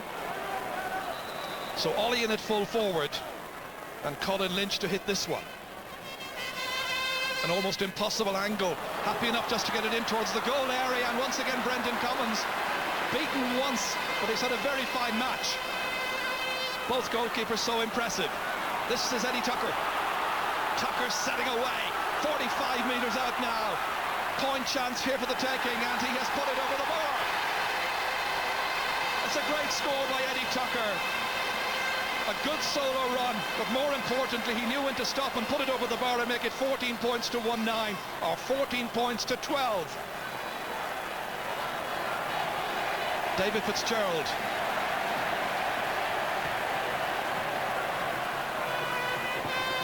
Broken down here once again. Tommy Dunn trying to get it away, but once again stopped. It's Alan Markham. And a rather hurried effort by Alan Markham. And Ollie Baker pointing the way there in full forward, saying, come on, hit it away towards the right, be aware of the breeze. But Clare are looking for a break from somewhere. Tip have looked the better, but it's still a tight situation. Only 2 points between them. Once again, the Clare doctor called on to attend. Well, the goal that came after 9 minutes of the second half would seem to have lifted the Clare team. Enda Flannery from Whitegate gets the attention. Conor Gleeson. Inside towards Tucker. Tucker on the 40, causing problems there for Sean McMahon. In towards the man who was on the 40, who was Declan Ryan, and Ryan raises a huge cheer. And a white flag with his first point of the match. Tip are looking like they're about to end Clare's reign as Munster champions, but still plenty of time to go. This match could turn around in 30 seconds. Tommy Dunn misses it. Down he goes on the ground rather hard. Colin Bonner gets it back. David Kennedy once again. Well, whether or which, I think Nicky English will be very pleased with the performance of his young charges. Still Clare. Still Brian Lohan. Now at left corner back. Beating Tommy Dunn's block. Good ball in towards Baker. Heaney struggling. Brendan Cummins once again, he's played really well behind his full back line, aware that he had a number of players playing just in front of him who were inexperienced at this level. It's Barry Murphy, and he misses it, still persisting. They try to get it away there. Conor Gleeson is calling for the fact that the ball was picked off the ground, or that the ball might indeed end up being hopped by the referee or thrown in by the referee. Not much hopping of a ball on this particular surface. Brendan Cummins is down injured, just behind the action there. Well, the referee, is he about to throw the ball in? They're trying to, yes, they're bringing it to his attention there. Liam Sheedy was in quickly there to say, look, hang on, our goalkeeper is going to need a bit of attention by the physio. Well, he's had a very good match, Brendan Cummins. Only beaten once. This is where Niall Gilligan set up a goal chance. Coming over in support was Jamesy O'Connor, and that his very first goal in championship hurling. And today, Jamesy playing his 22nd championship match. But is it going to be enough? Let's go down to the sideline once again to Kieran. Nicholas English has asked George Friend from Toomevara Club to warm up. He could be coming into the game shortly. This is Ollie Baker. Clearly hampered by injury. David Kennedy lets it drop down. They managed to get it away in the end, however, to Fergal Heaney's intervention. Liam Doyle coming up onto it. He's 40 metres out from the Tipperary goal. David forward trying to get in there. 3 Tipperary men alongside him. Still managed to get some much room, and he puts it over the bar. 3 points now for David Ford, and still really anybody's match. 15 points to 110. And Clare have made a change. And the player coming in there is Conor Clancy. Clancy has just come into the action.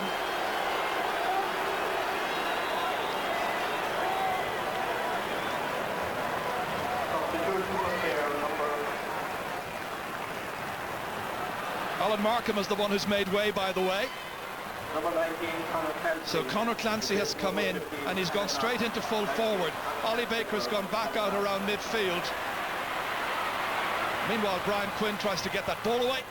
Eddie Enright tries to get it in. Instead, it's picked up there by Kelly, and Paul Kelly has put it over the bar.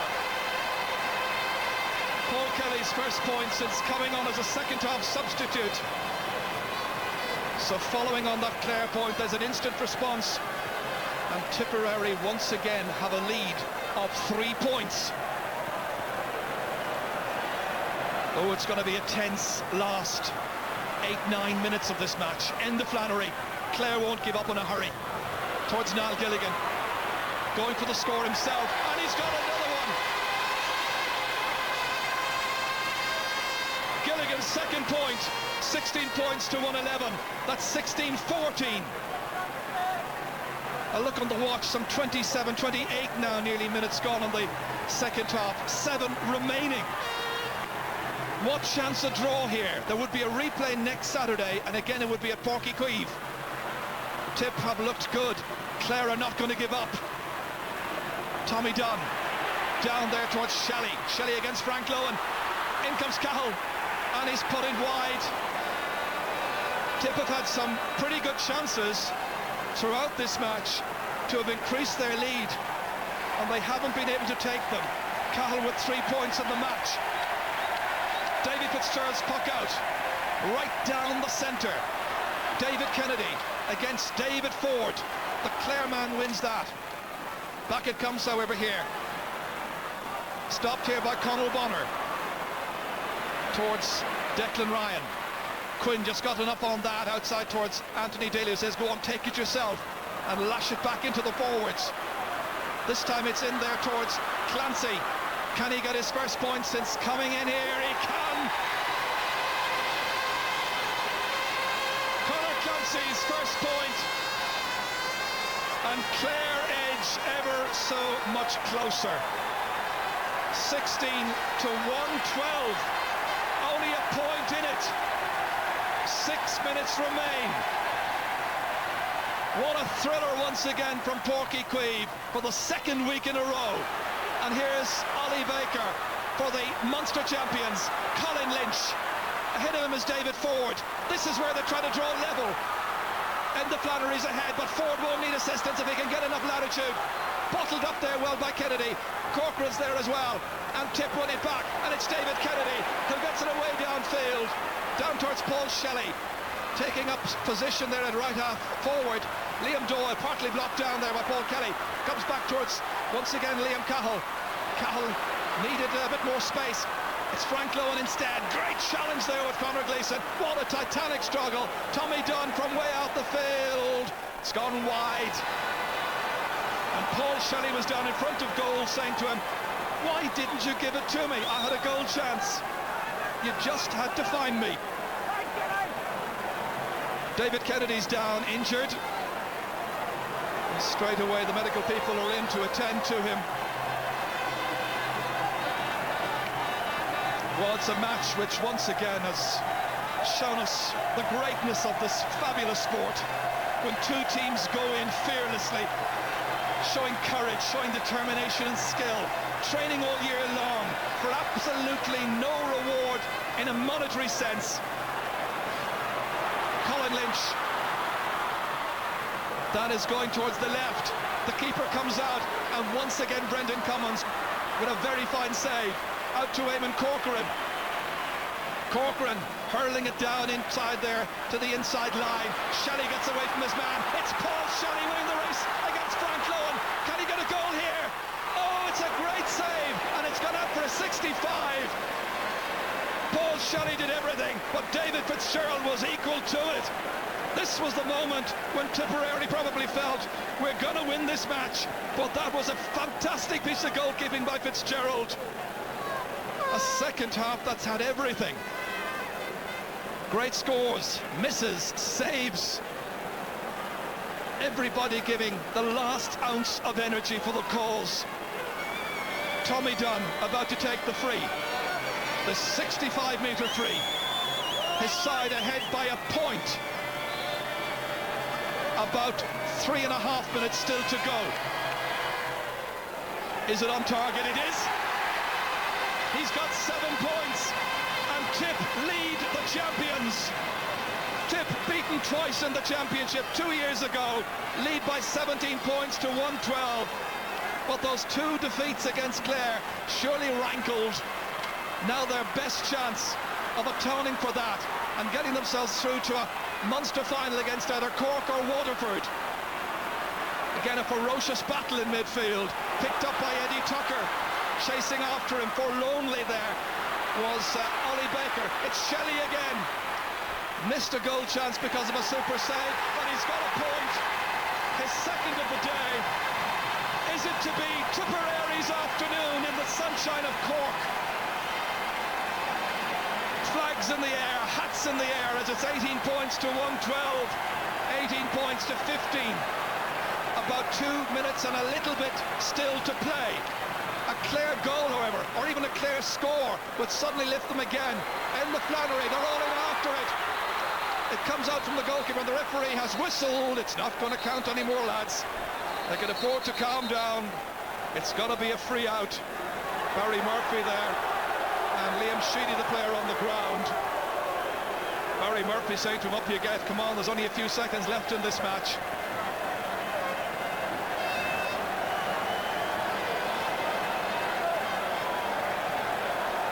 Well, there's going to be a little bit of attention required.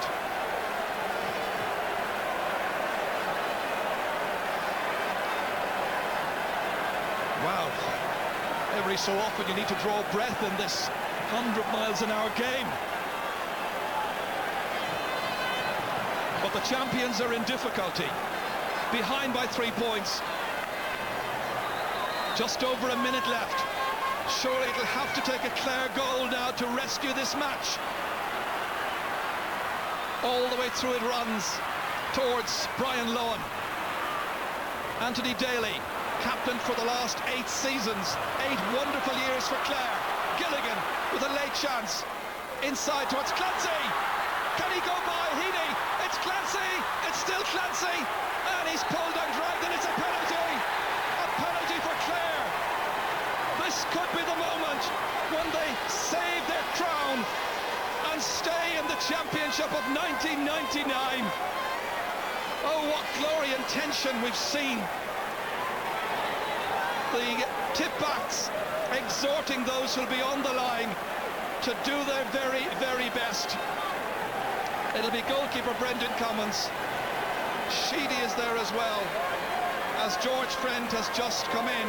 And who's going to take the penalty? Do you remember the Munster final a couple of years ago, 1995? Davy Fitzgerald has come all the way up the field. Fergal Heaney on the goal line. Brendan Cummins on the goal line. Liam Sheedy. We're in injury time. If this goes in, I think it's going to be a replay. David Fitzgerald aware of what he has to do. Bit of gamesmanship as they try to unsettle him. Conal Bonner being told, back you go, and everybody else told, outside the exclusion zone. This is the moment. Clare must get a goal here. David Fitzgerald has scored!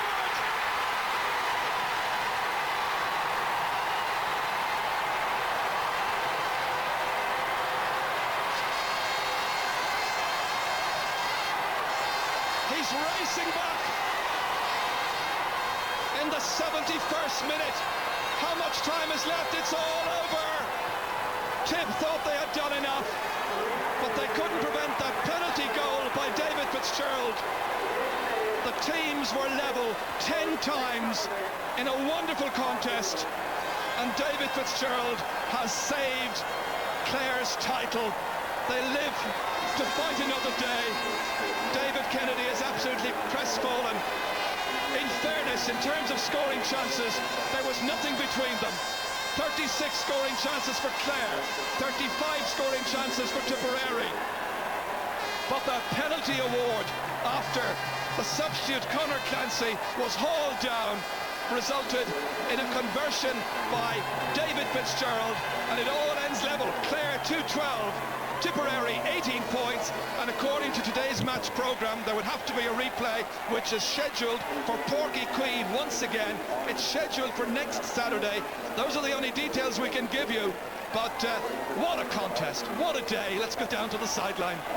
Yes, indeed, Ger. With me, Ger Loughnane, an incredible finish. You never really give up, do you? Well, we never give up, but having said that, we got out of jail today. You know, whether it's a temporary release or not, we won't know until next week, but Tipperary were absolutely fantastic. Tremendous tactics all over the field to try and open us up.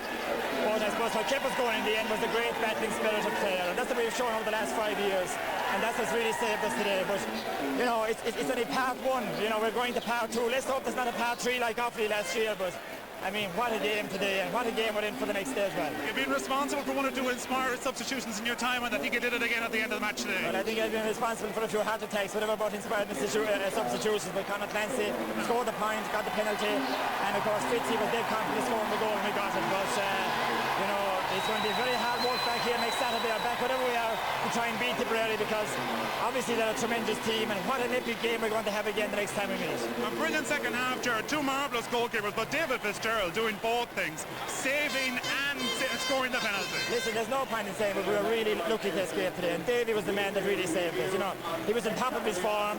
When other players were struggling, Davy kept his concentration, made brilliant saves, scored the penalty, and very easy for the boys to decide who the man of the match was, I think. Well, Liam Cahill, of course, had a fantastic game for Tipperary as well. And what about the talk during the week? You've been listed this all week that Clare were so far ahead, the favourites to win the game. Possibly a few more comments passed before the replay next Saturday. Exactly, you know, because you can't pay any heed to what happens in the week before the game. It's what happens on the day. Tip knew that, we knew that, and we were really, really lucky to escape today. You know, how we'll do next Saturday is another thing, but we'll make every effort to try and turn the tables the next day. Just stay with me there for a moment. Nicky English has now joined us and shaking hands with his counterpart. Nicky, what an incredible second half. Yeah, it was a great game, you know, it was always going to be that, and at the end of the day, with people that have another game, you know, hurling is a great game when it's played like that, and there's a lot of bullshit written about hurling, but that's what you saw out there today is the game, you know. And two unbelievable performances by the goalkeepers, your keeper and Ger's. Yeah, it was like at the end of the day, both teams were prepared. They knew there was going to be a battle, and it will be no different next week, you know. What about the actual finish of the game? Your heart must have been in your mouth. The penalty, incredible finish. Yeah, well, that's the way hurling is, you know. We've been involved in games like that all our lives, so not going to change, you know. Finally, Ger Loughnane, you're looking forward to presumably be next Saturday, and it will be here again. Obviously, we'll have to improve from today, because as I said, we were so looking to get out of it. But what a game! As Nicky has said there, you know, the game of hurling is such a fantastic game when it's played like that.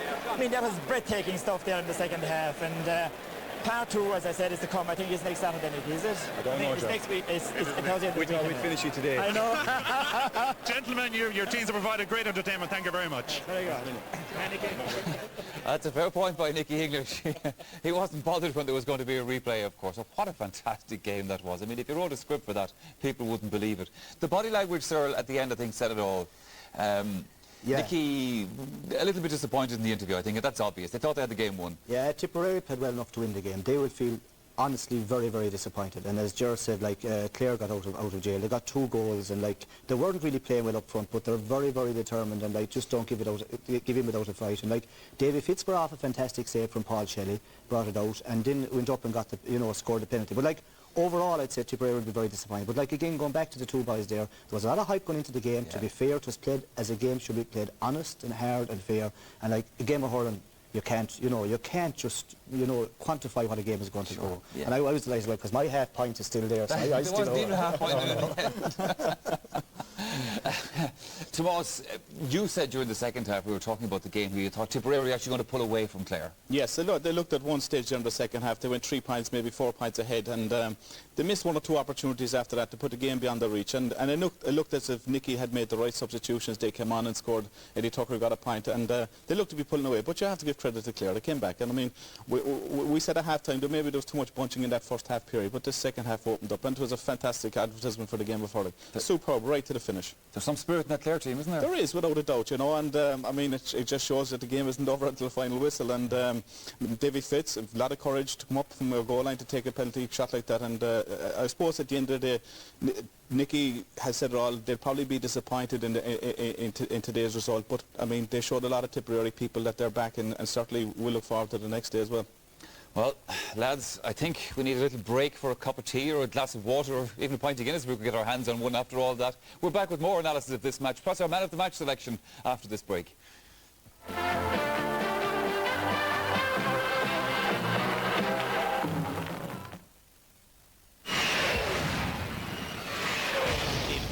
ever experienced.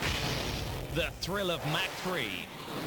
It's wake-up time. Introducing Mach 3, the first triple blade shaving system from Gillette. 3 blades positioned to shave progressively closer. You take 1 stroke, it takes 3, so you don't have to shave over and over, which means less irritation. 3 blades, fewer strokes, less irritation. Mach 3 from Gillette.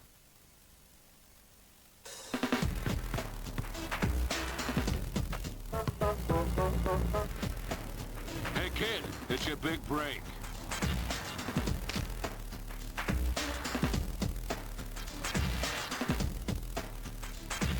Have a big break. Have a new Kit Kat Chunky.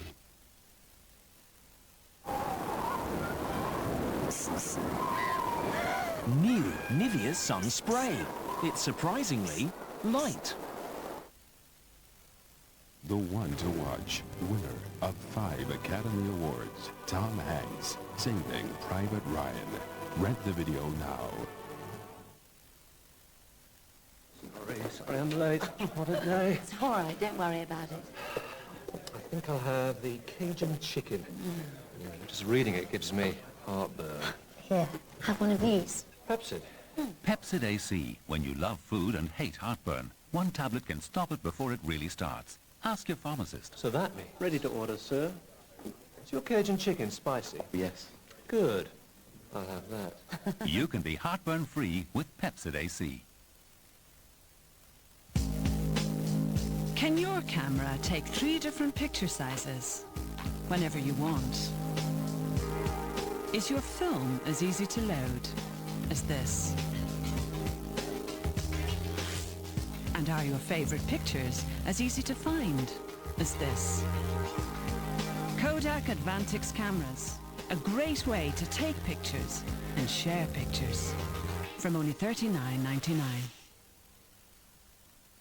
Midwest Tiles, the one-stop shop for timber floors, bathroom suites and quality tiles. Now open at the Lisbon Centre, Chaoimh Road, Galway.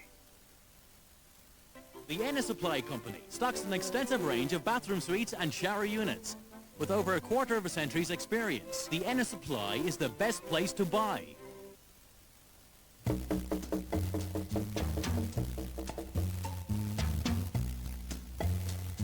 Thanks to our new floating widget,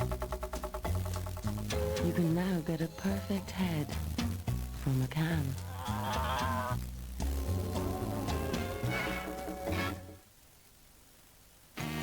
Magpie Magazine, your essential guide for what to do and where to go in the west of Ireland. Available nationwide.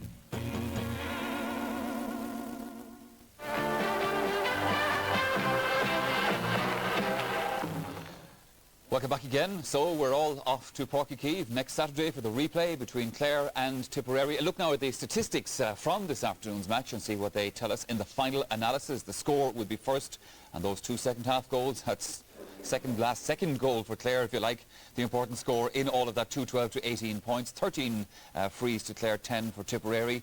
Clare had 12 wides and Tip had 9, 365s in the match. And look at those last 2 statistics, which I think are very, very important. In all of the hype, as Nicky English said, and the build-up to this game, and people talking about skin and hair flying, no yellow cards and no red cards, and I think a word of congratulations to both teams, and also, indeed, to Dickie Murphy on the way he handled that match.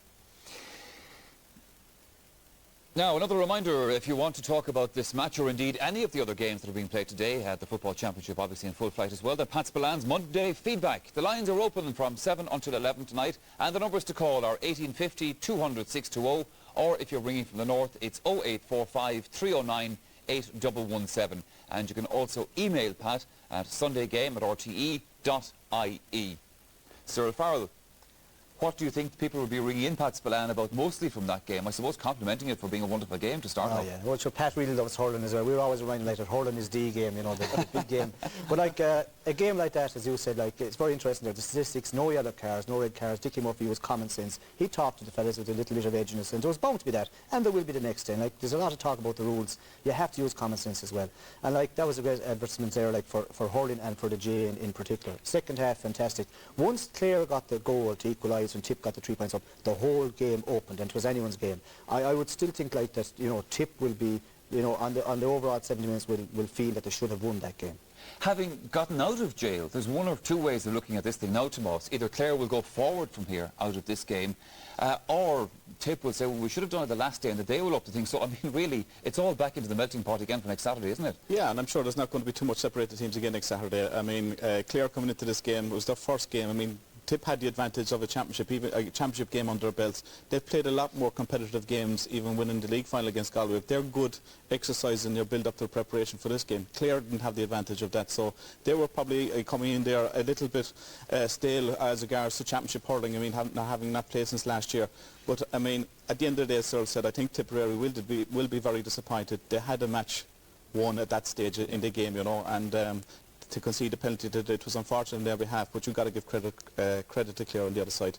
They came back very, very strong. I thought at one stage in the second half that they were out of the game completely because they were struggling up front in a lot of ways, and maybe one or two switches that Gerlachlan made, you know, at the end of the game, towards the end of the game, bring on the likes of Conor Clancy, made a difference around the square, but certainly they didn't strike me as if they were going to score too many points in the second half, but they certainly got out of jail. The funny thing about it, Cyril, is Clare may have shaken off this Biddy Early course and all that, but it just seems to be their destiny now to be involved in all these dramas in the championship. I mean, from last summer, it's continuing again now. Yeah, but it's on the pitch and it's fantastic. Yeah. Like, and you know, like, even if they got beaten today, you have to recognise what Gerlachlan and his mentors have done to lift Clare hurling and Clare people. Like, you know, if you said 15 years ago that Clare were going to win, you know, a couple of All-Ireland titles and a couple of Munster finals, everyone would laugh at you. Now, like, it's considered like they are the strong power of Munster as such, and everyone's out to beat them. And like, they've put the realms of, say, the training in a kind of a new context, and we hear of Tipperary doing different things during the week as well. Like, but it's all to play for. I think Tip will improve as well. Yeah. That was their first real championship. Their backs were very, very good. Caught a bit at cornerback. You know, it'd be interesting what he does for next week. Like, Nicky is a good psychologist. You wonder, Declan Carr might come into the pitch for next week, and I wouldn't be surprised if he started. And you know, they'll probably rejig their attack. Young Kelly, he's a very good player. Didn't get much of a move today. Like, I don't know whether they're starting up next year, but he has a lot of stuff to play with, and they're very, very young. They're coming. Whereas Clare have still, it's the same fellas, and you begin to wonder how many times can you go back to the pot. Yeah. Well, let's have a look at this second half then, Tomas, and see how it evolved. And the first significant thing was, at the beginning of the second half, Tip got 2 very quick points, and that was laying down the marker. Yes, I mean, Ken Hogan said just before half-time in his interview that they needed to start the second half quickly and get some scores. And here we see John Lahey picking it up over to Brian O'Mara. And I mean, it's a great effort by himself. He was unlucky in the second half. Maybe he had 1 or 2 opportunities that he should have scored from. Obviously in the first half as well, he had 1 or 2 bad wides, but it was a great start to the second half. Here we see again another point by Paul Shelley. This time shows great hurling skill to get around Brian Lohan, and a tremendous save by David Fitzgerald. But I mean, a great start to the second half from Tipperary, and they went from strength to strength in that second half. And the likes of Paul Shelley caused an awful lot of trouble for Brian Lohan in the full-back area, and you must give credit to him as well. Sure. Well, then we had this situation, Tip were tactically and territorially on top, sir. They got a chance of a goal, which Davy Fitz deflected, and of course, as sure as eggs was eggs, it ended up in the net the other side. Yeah, well, you see, the thing is like that, Tipperary were on top, and like, you know, here's the ball coming in here now. Brian O'Mara cuts right through. Like, he's facing up, he kind of mishits, here he comes now.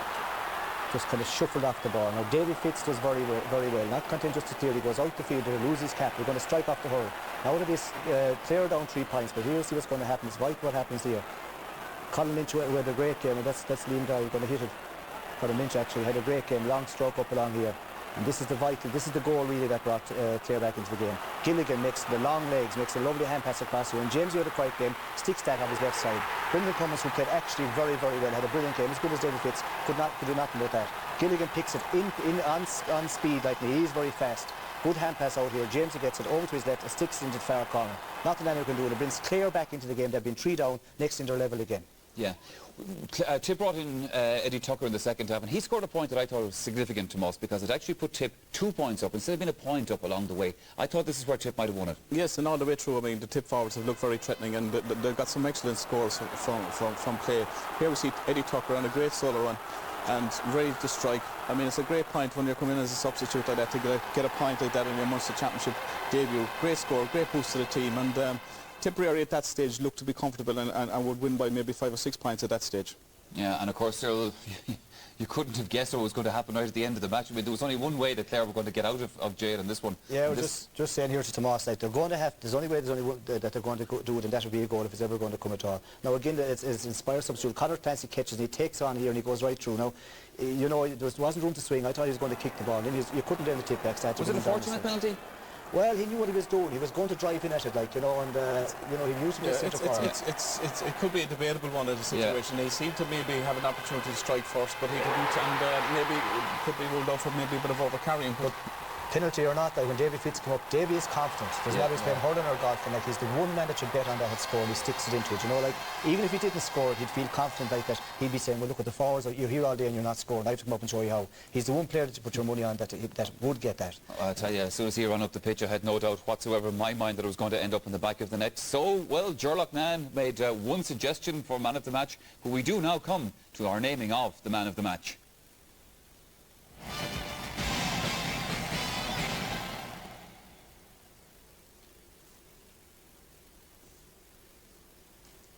Right, Tomas, you can name the man of the match from this one. Okay, I mean, it's obviously a difficult job to pick a man of the match in a game like today, but I certainly would look at David Kennedy being a man of the match. I think he got, in his first championship game at centre-back, he gave a tremendous performance.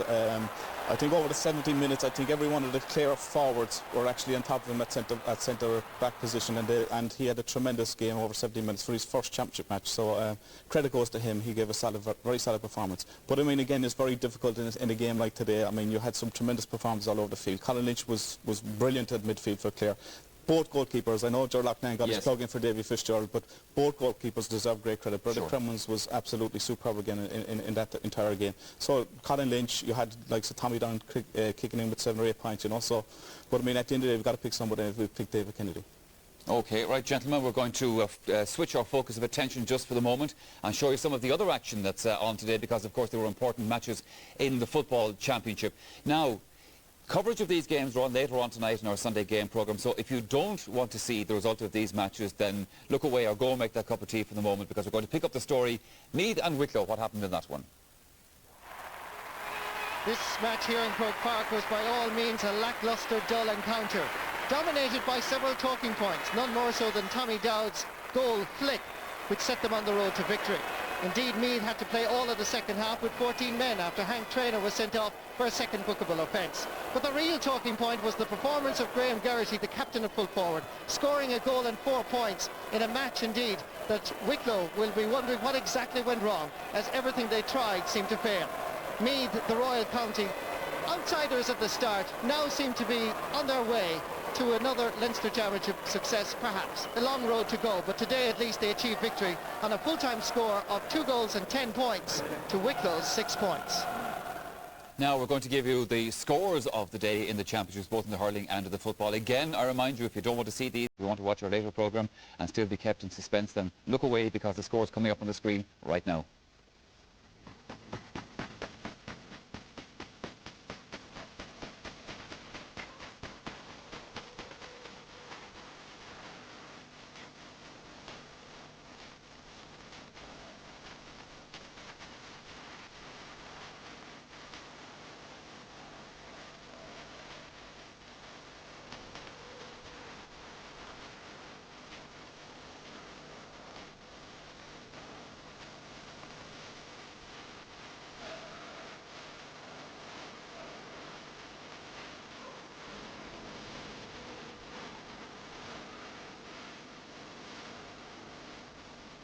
Now, that's the end of the results sequence, and you can see the results of all the weekend's games on the pages of Airtel. The inter-county results are on page 240, and the club results are on page 560. Now, on the Sunday game tonight, a roundup of the rest of the day's big matches, including Meath versus Wicklow, Dublin versus Louth, Donegal against Armagh, and London against Galway. And a final reminder about Pat Spillan's feedback slot on the game on Monday. Now, Pat will be going through your phoned comments. Here are the numbers: 1850 200 620, and the number from the north is 0845 309 8117. And you can also email Pat sundaygame@rte.ie. Now, those telephone lines are open at 7 o'clock, and they will remain open until 11 tonight. Now, just a word about our face in the crowd. Our cameras focused in on one person at one of today's matches, and we'll be showing that person on our later programme, so watch out for that. Okay then, well, that's all to come tonight, but for now, well, There was no victory, was there, today in the Munster Championship? It all has to be done again next Saturday. However, for the moment, it's time to say goodbye. My thanks to Tomas and to Cyril, and indeed to you. Please do join me later on for more excitement and action in the Sunday game at 9:30. Till then, bye-bye.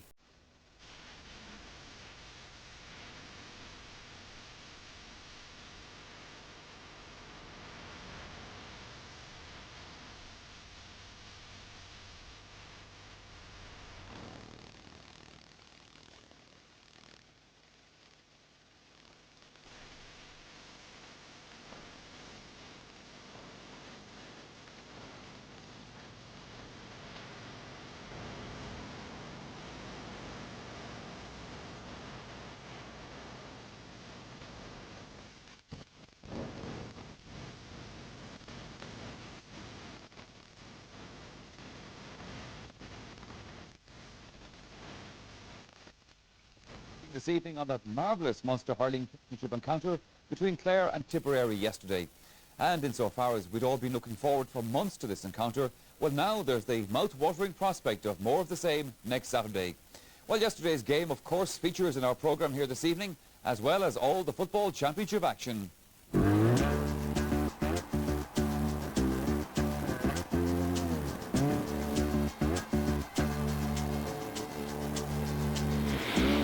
Listen to their stories over the last few weeks and sad stories that they have to tell and the thoughts about home certainly puts this loss, which is very, very disappointing, in perspective. As usual, we'll not just be looking at the action, but we'll be talking about it as well. Kevin McStay joins us in studio again. Pat Spillane is here for his regular Monday feedback slot. And we'll also be joined by Eamon Cregan from our Limerick studios to talk matters hurling. But first, let's pick up on some football action. Meath and Wicklow met yesterday at Croke Park in the Leinster Football Championship. Marty Morrissey is the commentator. No, Craig catching in midfield, lots of breaking ball with all these big men around that area. Here's Graham Geraghty. Chance of an equaliser.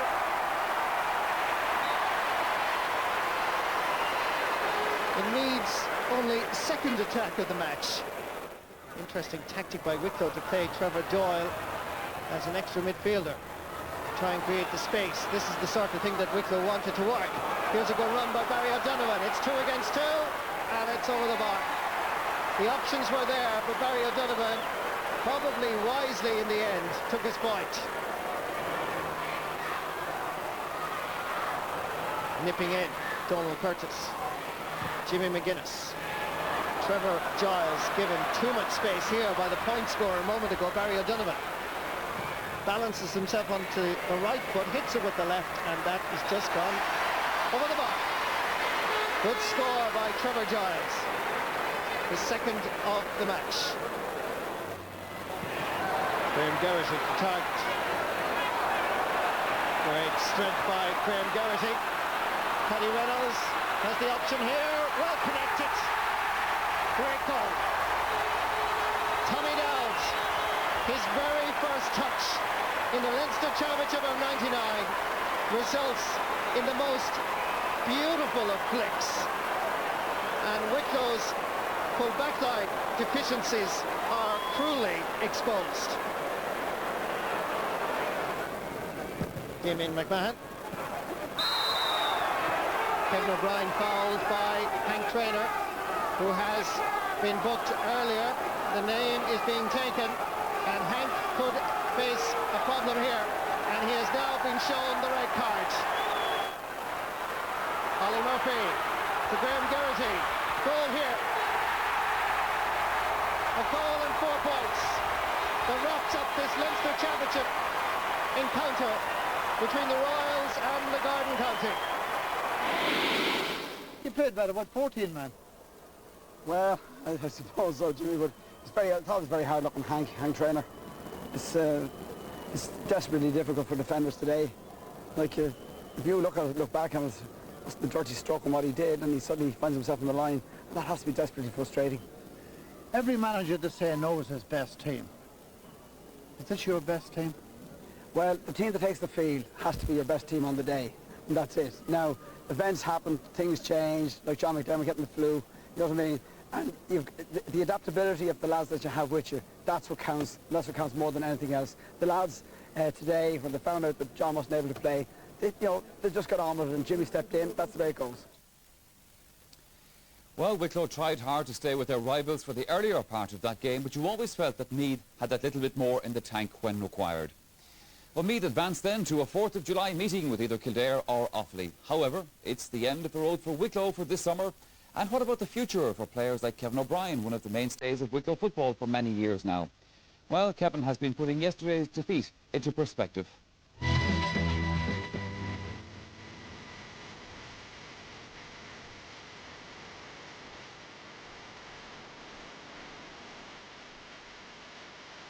Our game plan was to put the two guys up front and hopefully get in to help them and try and create scores that way. But we're really disappointed. A lot of work gone into this and a lot of work goes into any weaker team.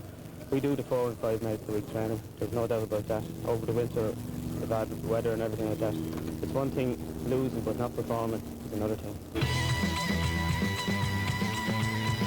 It always love the game, and I've been talking to the ex-players, be the Meath or Dublin players, and they've always said keep playing if you're enjoying it, and keep playing if you're able to keep up with the pace. Keep playing, of course, if you're enjoying training, and at the moment I'm enjoying it, but I don't know. What age are you, Kevin? I'm 33 now, so it'll be interesting to see what the summer brings.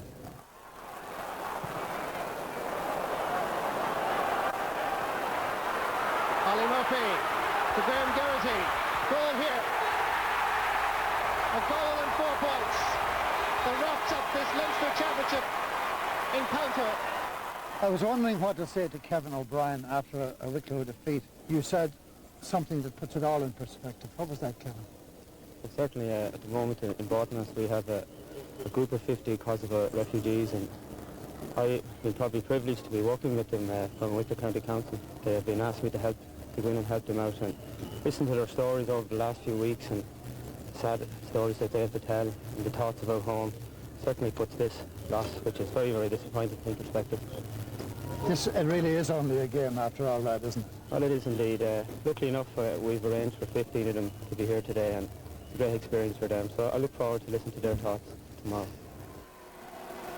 Maybe the old legs are getting sore. It's trying to be a bit of a creator now, but it's nice to be back and nice to be back again at the top level. But it's very, very disappointing. It's very, very hard. It's a long summer ahead, and we've some great young players coming through. It's of course we can't give them something to look forward to get back into.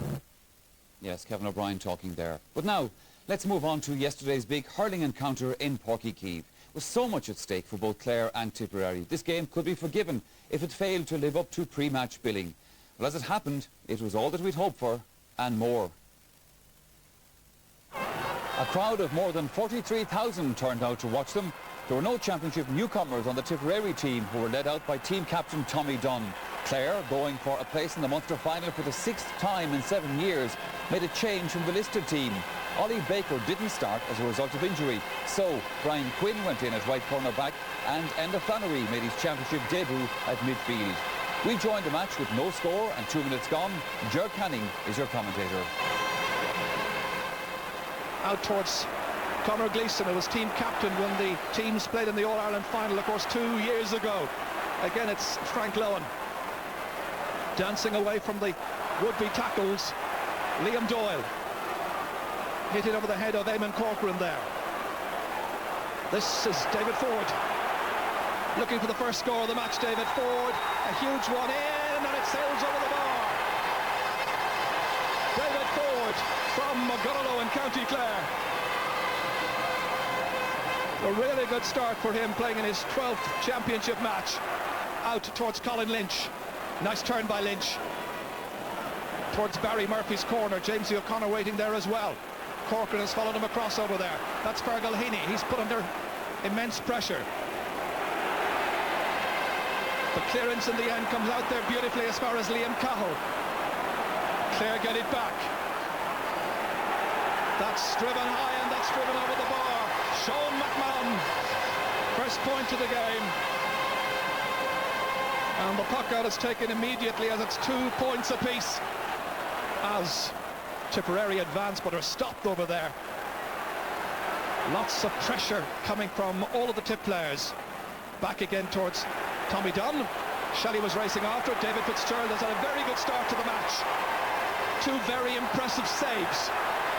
Corcoran trying to bat it away. Jamesy O'Connor trying to knock it in.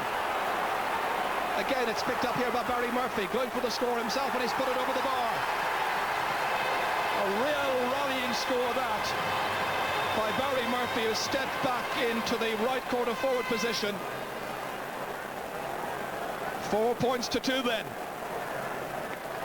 Well, the tip backs were converging, but a little bit of cleverness here by Barry Murphy, taking himself out of danger, finding enough space at the other end. John Lahey hitting his shot, and that has gone over the bar. Good score by John Lahey. Lahey still operating atop of the left, making it 4 points to 3. Enda Flannery going up to collect this one, taking it down, looking very commanding in towards Stephen McNamara. Spills loose, however, towards Liam Sheedy. In beyond Liam Doyle. Winning the race is John Lahey, getting there ahead of Brian Quinn. Diagonal ball inside towards Liam Cahill, 45 metres out, and a wonderful shot, and that's over the bar. And the sides now level for the 3rd time in this game. It's Clare 4, Tipperary 4, and there's great pace to the match. Inside towards Niall Gilligan. Jamesy O'Connor was trying to take it in his stride. Gilligan holds it up there. Now the hand pass outside towards Markham. Moving in from the corner, striking it, that angle shot, sailing over the bar. Alan Markham from Kilmaley. Point number 1 for the day for him. And so the score now 6 points apiece. This is the man who's warming up or being prepared just in case he's required. Ollie Baker. He'd love nothing more than to come in there. This is John Lahey. 1 point in the first half was his tally. Brian O'Mara had a few opportunities. This is his latest. It's got over the bar. Tip lead by 2 points. O'Mara's first point of the match, coming just in the 4th minute of the second half.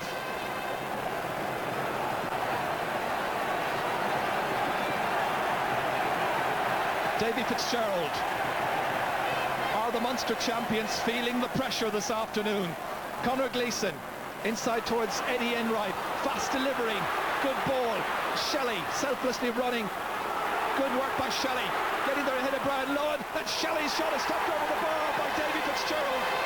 But Paul Shelley will take the credit. His first point of the afternoon. And Tipperary have made an excellent start to the second half and lead by 10 points to 7. Shelley with the clenched fist to the fans behind the goal, saying, come on, get behind us even more. This was Shelley beating the Lohan, and it's gone over. Ollie Baker has just come into the Clare team, and he looks like he's going into the full forward line. He's played there before, and Stephen McNamara, I think, is the one who is making way. Sherlock Nairn makes a vital change with nearly 5 minutes gone in the second half. Conor Gleeson trying to get the stick to it. The last one to get hurley on it was Eamon Corcoran. Inside towards Brian O'Mara. O'Mara against Frank Lohan. Here's a goal chance. And it spills out of his stick eventually. And David Fitzgerald loses the cap as he was trying to get that ball away. But he does manage to get his clearance in as far as 65 metres into his own goal. Colin Lynch against Eddie Enright. Up towards Ollie Baker. It's Baker against Fergal Heaney. Comes out to Niall Gilligan. Gilligan has support over there. There's Jamesy O'Connor. Jamesy O'Connor!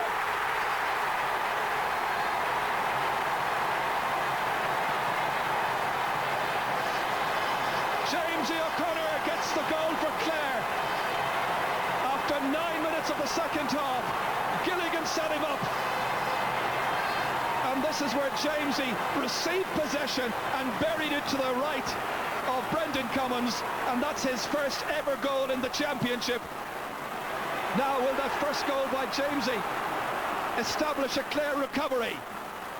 Under pressure are the Tipperary full back line. Frantic pressure. Ollie Baker against Fergal Heaney. Back it comes once more to Gilligan. Blocked down. Fahy did well initially. Comes back towards David Ford, and it's put over the bar.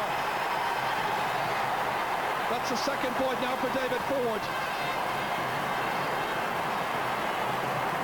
But that all-important goal has established a recovery for Clare. So Clare go back in front once again. The lead has now changed hands on 5 occasions, but Tommy Dunn wants an equaliser here, and it got over the bar. Tommy Dunn, 5 points in the match.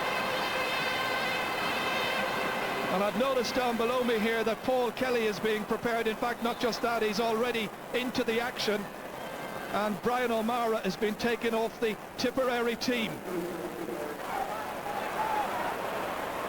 Inside towards Tucker. Tucker on the 40, causing problems there for Sean McMahon. In towards the man who was on the 40, who is Declan Ryan, and Ryan raises a huge cheer. And a white flag with his first point of the match. Tip are looking like they're about to end Clare's reign as Munster champions, but still plenty of time to go. This match could turn around in 30 seconds. Colin Lynch, that is going towards the left. The keeper comes out, and once again Brendan Cummins with a very fine save. Out to Eamon Corcoran. Corcoran hurling it down inside there to the inside line. Shelley gets away from his man. It's Paul Shelley winning the race against Frank Lowen. Can he get a goal here? Oh, it's a great save, and it's gone out for a 65. Paul Shelley did everything, but David Fitzgerald was equal to it. This was the moment when Tipperary probably felt, we're going to win this match. But that was a fantastic piece of goalkeeping by Fitzgerald. A second half that's had everything. Tommy Dunn about to take the free. The 65-metre free. His side ahead by a point. About 3.5 minutes still to go. Is it on target? It is. He's got 7 points, and Tip lead the champions. Tip beaten twice in the championship 2 years ago, lead by 17 points to 112. But those 2 defeats against Clare surely rankled. Now their best chance of atoning for that and getting themselves through to a Munster final against either Cork or Waterford. Again, a ferocious battle in midfield, picked up by Eddie Tucker. Chasing after him forlornly there was Ollie Baker. It's Shelley again. Missed a goal chance because of a super save, but he's got a point. His second of the day. Is it to be Tipperary's afternoon in the sunshine of Cork? Flags in the air, hats in the air as it's 18 points to 112. 18 points to 15. Gilligan with a late chance. Inside towards Clancy. Can he go by Heaney? It's Clancy.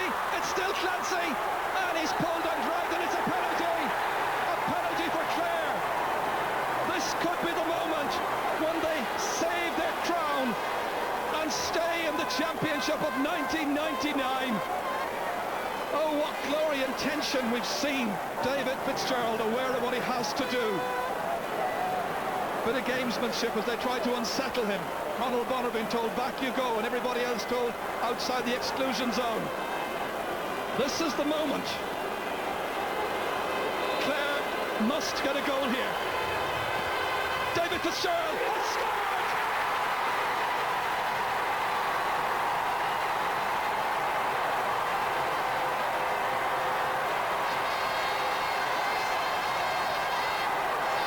He's racing back in the 71st minute. How much time is left? It's all over. Tip thought they had done enough, but they couldn't prevent that penalty goal by David Fitzgerald. The teams were level 10 times in a wonderful contest, and David Fitzgerald has saved Clare's title. I suppose, to be honest, we can be happy that we have another day out of it, you know, and I'm looking forward to next Saturday already. Well, now, you were involved in scoring a goal and saving goals. What about that save from Shelley? That was terrific. I suppose I can't remember too much about it now. I think he got around, I don't know, was it Frank O'Brien? I think it was Frank, and he just on the way in, and I just said, keep your eye on the ball, and I just got to hurley over to it, and I suppose there's one of them days when things are going right for you. Like, I could be here this week, you'd never know what I could be next week, you know, so I'll enjoy it anyhow. There was another save that you made from Declan Ryan out near the side of the field. At that stage, I thought he might go for a point. Were you surprised he went and tried to lob you? I was happy enough. I suppose I'm one of the smallest lads you'd meet anywhere around in goal, so I could see where he's coming at. But I felt good today, and I felt confident, and the more they were hitting them at me, the more I liked it today. So it was great, you know. You've been practicing penalties. I hit one or two the other night, all right, and they went in anyhow, so they did, you know. But today, I suppose the pressure was on at the end. But did you think it was gone, by the way, David? Did you? No, I never thought we were beaten. The one thing with this Clare team is we might look dead and buried, but it's hard to get the best of us. And while I don't think we were as good as we could have been today, we're going to have to raise our game an awful lot. Like, in fairness, Tipperary scored 18 points today. We scored 212. That tells its own story, you know. They played very well today. We'll need to up it a lot the next day, but I think we will. Tell us the philosophy. What's your penalty technique all about? I couldn't be telling you that. I've next week to come as well. I might have to switch it around. A lot of luck and prayers. If I was slow, I suppose, coming up was I had to say a prayer or two on the way up, you know. But no. I say you were praying on the way down as well, that the match wouldn't be an extra minute or so. Oh, jeez, I was hoping he'd blow it up pretty quick anyway. Because Tip had been taking the puck outs pretty quickly up to that point. Yeah, I think we're expecting that, though. We knew they were going to be hitting them out very quick, and I suppose at the end of the day, we're happy with a draw. You know, we had a good lot of wides as well, in fairness, so we look forward to come back next Saturday. You're still champions. We're hanging in there. We're not going to give it up that easy. Yes, Davy Fitz, who seems to embody this incredible never-say-die approach that has been the backbone of Clare's recent successes in hurling. Well, that was Davy talking some little while after the game, but immediately after the final whistle, the opposing managers, Ger Loughnane and Nicky English, came face-to-face on the sideline with our reporter, Kieran Malooly, trying to take in the drama of what had just unfolded. Let's hear from Ger first. Well, we never give up, but having said that, we got out of jail today. You know, whether it's a temporary release or not, we won't know until next week, but Tipperary were absolutely fantastic. Tremendous tactics all over the field to try and open us up.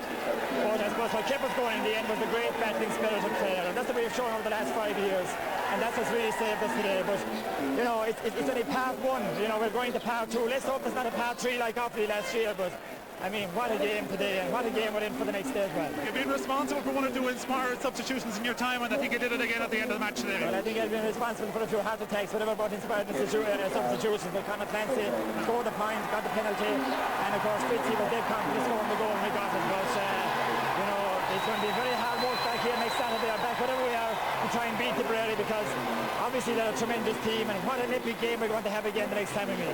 A brilliant second half, Jared. Two marvellous goalkeepers, but David Fitzgerald doing both things, saving and scoring the penalty. Listen, there's no point in saying, but we were really lucky to escape today, and Davy was the man that really saved us. You know, he was on top of his form. When other players were struggling, Davy kept his concentration, made brilliant saves, scored the penalty, and very easy for the boys to decide who the man of the match was, I think. Well, Liam Cahill, of course, had a fantastic game for Tipperary as well. And what about the talk during the week? You've been listed this all week that Clare were so far ahead, the favourites to win the game. Possibly a few more comments passed before the replay next Saturday. Exactly, you know, because you can't pay any heed to what happens in the week before the game. It's what happens on the day. Tip knew that, we knew that, and we were really, really lucky to escape today. You know, how we'll do next Saturday is another thing, but we'll make every effort to try and turn the table the next day. Just stay with me there for a moment. Nicky English has now joined us and shaking hands with his counterpart. I think he won an incredible second half. Yeah, it was a great game, you know, it was always going to be that, and at the end of the day, with people that have another game, you know, hurling is a great game when it's played like that, and there's a lot of bullshit written about hurling, but that's what you saw out there today is the game, you know. And two unbelievable performances by the goalkeepers, your keeper and yours. Yeah, it was like at the end of the day, both teams were prepared. They knew there was going to be a battle, and it would be no different next week, you know. What about the actual finish of the game? Your heart must have been in your mouth. The penalty, incredible finish. Yeah, well, that's the way hurling is, you know. We've been involved in games like that all our lives, so not going to change, you know. Finally, Ger Loughnane, you're looking forward to it. Presumably next Saturday, and it will be here again. Obviously, we'll have to improve from today, because as I said, we were so looking to get out of it. But what a game! As Nicky has said there, you know, the game of hurling is such a fantastic game when it's played like that. I mean, that was breathtaking stuff there in the second half, and part two, as I said, is to come. I think it's next Saturday, Nicky, is it? I don't know, it's next week. We thought we'd finish it today. I know. Yes, both managers finding something to smile about in it all, but I think in fairness, Ger Loughnane had a bigger reason to smile there.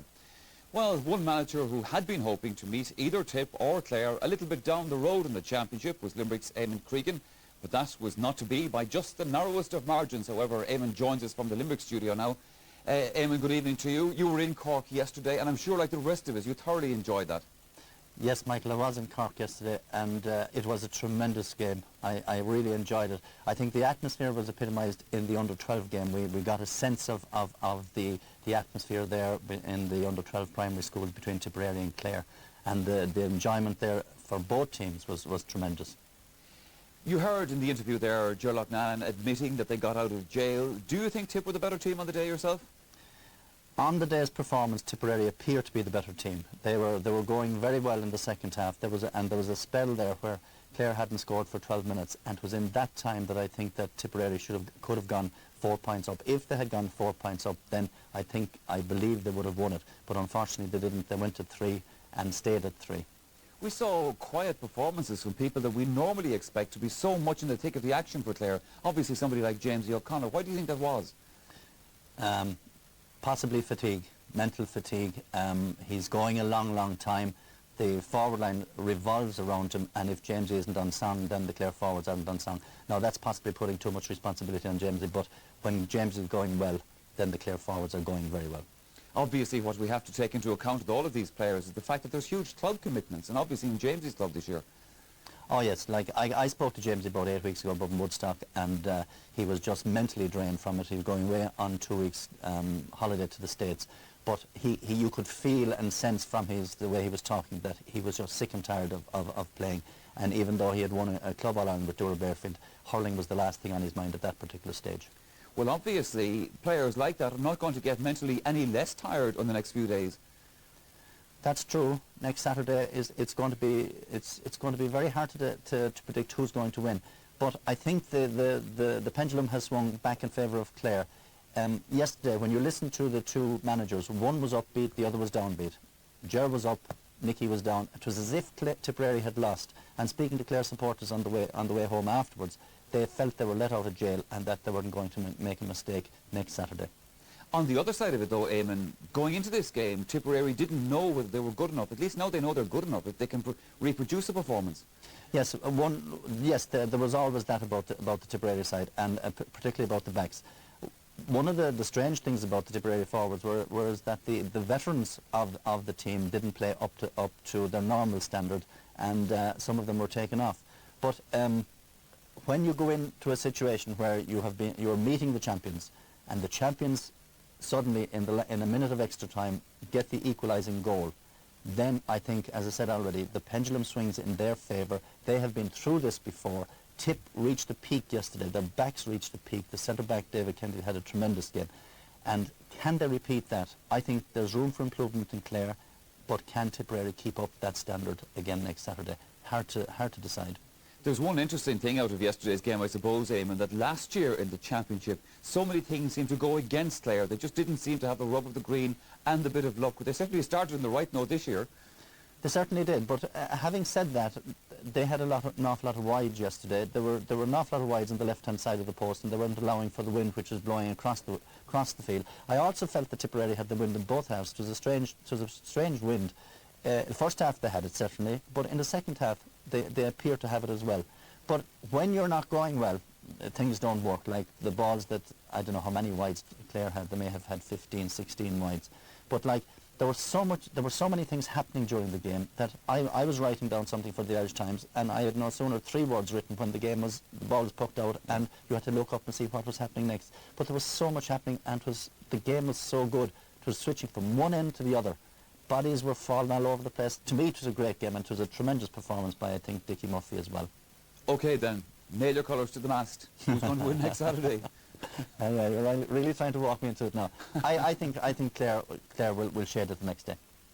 All right, Eamon Cregan, thank you for the moment. We'll talk to Eamon later on about his own role as the Limerick manager. But right now we're going to take a commercial break. We're back after that with more from yesterday's football championship matches. We'll also have Pat Spillan's Monday feedback slot, and we'll be chatting with former Mayo star Kevin McStay and our viewers' competition.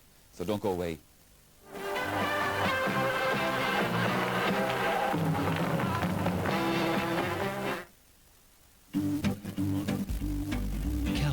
Cornflakes. Tumble toasted flakes of crunchy golden corn. Drenched in ice-cold milk.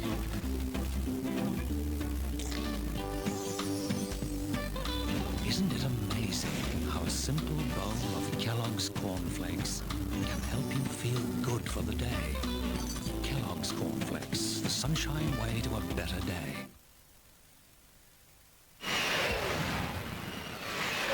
If you've never experienced the thrill of Mach 3, it's wake-up time. Introducing Mach 3, the first triple blade shaving system from Gillette. 3 blades positioned to shave progressively closer. You take 1 stroke, it takes 3, so you don't have to shave over and over, which means less irritation. 3 blades, fewer strokes, less irritation. Mach 3 from Gillette.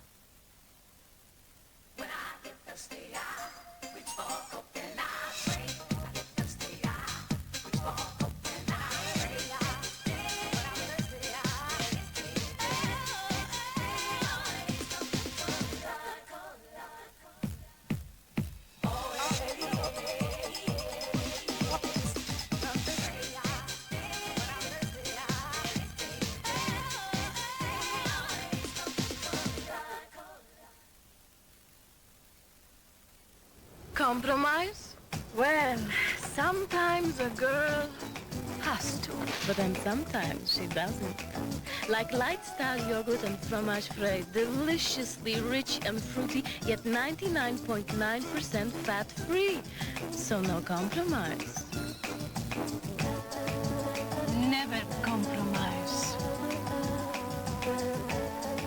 Light style from Yoplait.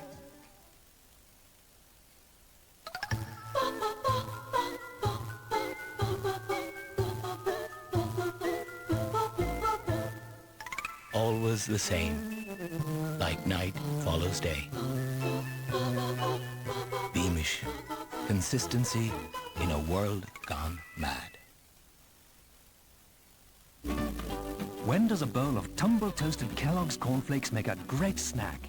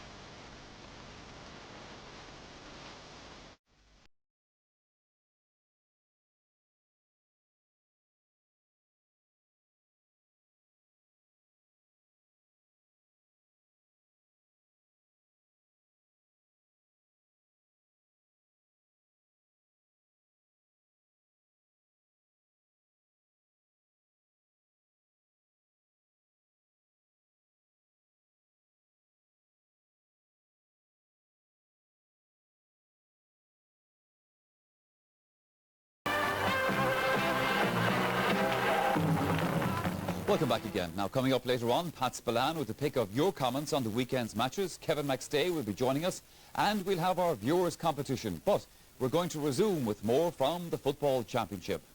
In a few minutes, Donegal versus Armagh and Galway versus London. But first, the clash between Dublin and Louth. Well, as ever, a large contingent of the Dub supporters turned out at Croke Park to see if their side had made any progress from that league final defeat to Cork. Marty Morrissey commentates. Declan Darcy intercepting easily, unchallenged. Jim Gavin, nice play to Kieran Breland. Ian Robertson is available to the left, onto the turn, and what a goal! Beautiful play by Dublin.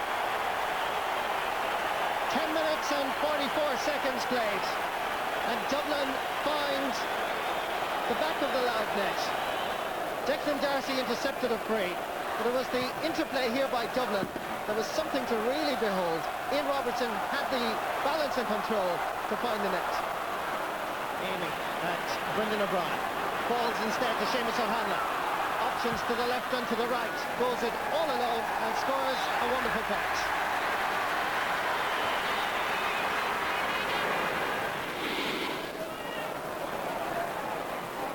Under no great pressure, Ken Riley. Stephen Mealion. Alan Doherty, a little bit of space, about to be tackled by Brian Stein. Still Doherty goes around him rather than jinx inside, and that's a very good score. 4 points Alan Doherty in this match. And Louth are again back to 3 points. Declan Darcy wanted it down the left wing. It goes the opposite direction towards Ian Robertson. Trying to cut inside. Mick O'Keefe. Here's a chance. The substitute from Kilmacud Crooks is hardly on the pitch, 4.5 minutes, and he surely puts Dublin into the next round of the Leinster Championship. Louth, who started this second half so promising, now find themselves 2 goals down.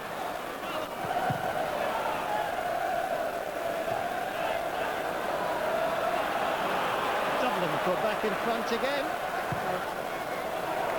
Where Kieran Whelan stretches it even further. It's now easy stuff for the Metropolitans. Aaron Hoy. Louth, to their credit, keep battling away. Colin Kelly. Martin Farrelly provided the overlap here.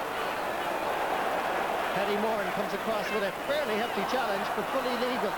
Here's Farrelly surviving that challenge and kicking it over the bar. One of the scores of the game, in fact. Martin Farrelly shows tremendous self-belief and determination.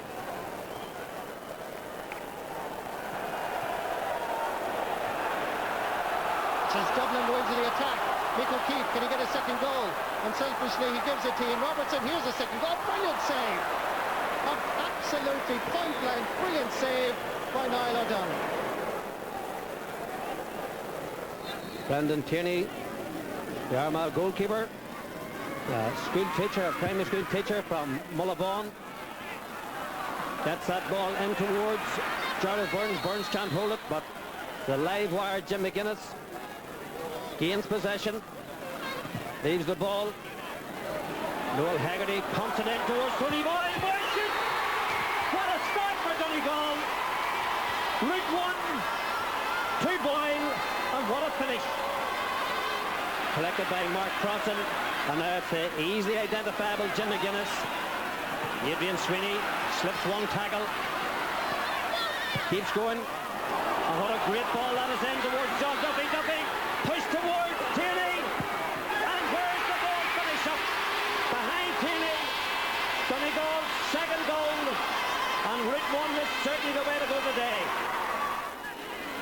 To young Hughes, Hughes to Paddy McKeever, McKeever to Marsden, Marsden faced by the entire Donegal defence, puts it in short, drops in front of Blake, and the ball's finished, but Mick Curry has consulted, the green flag has been raised, and just look at the delay of Paddy McKeever. Kieran McGinney. Face forward when he should have kicked it. He lost possession, and Donegal are given a free. It's collected by Roper. Roper goes for the shot. The ball hangs in the air. Goes over Benny Sheehan's head. Over the bar. And Brian Roper is truly delighted. The area player brings them level again.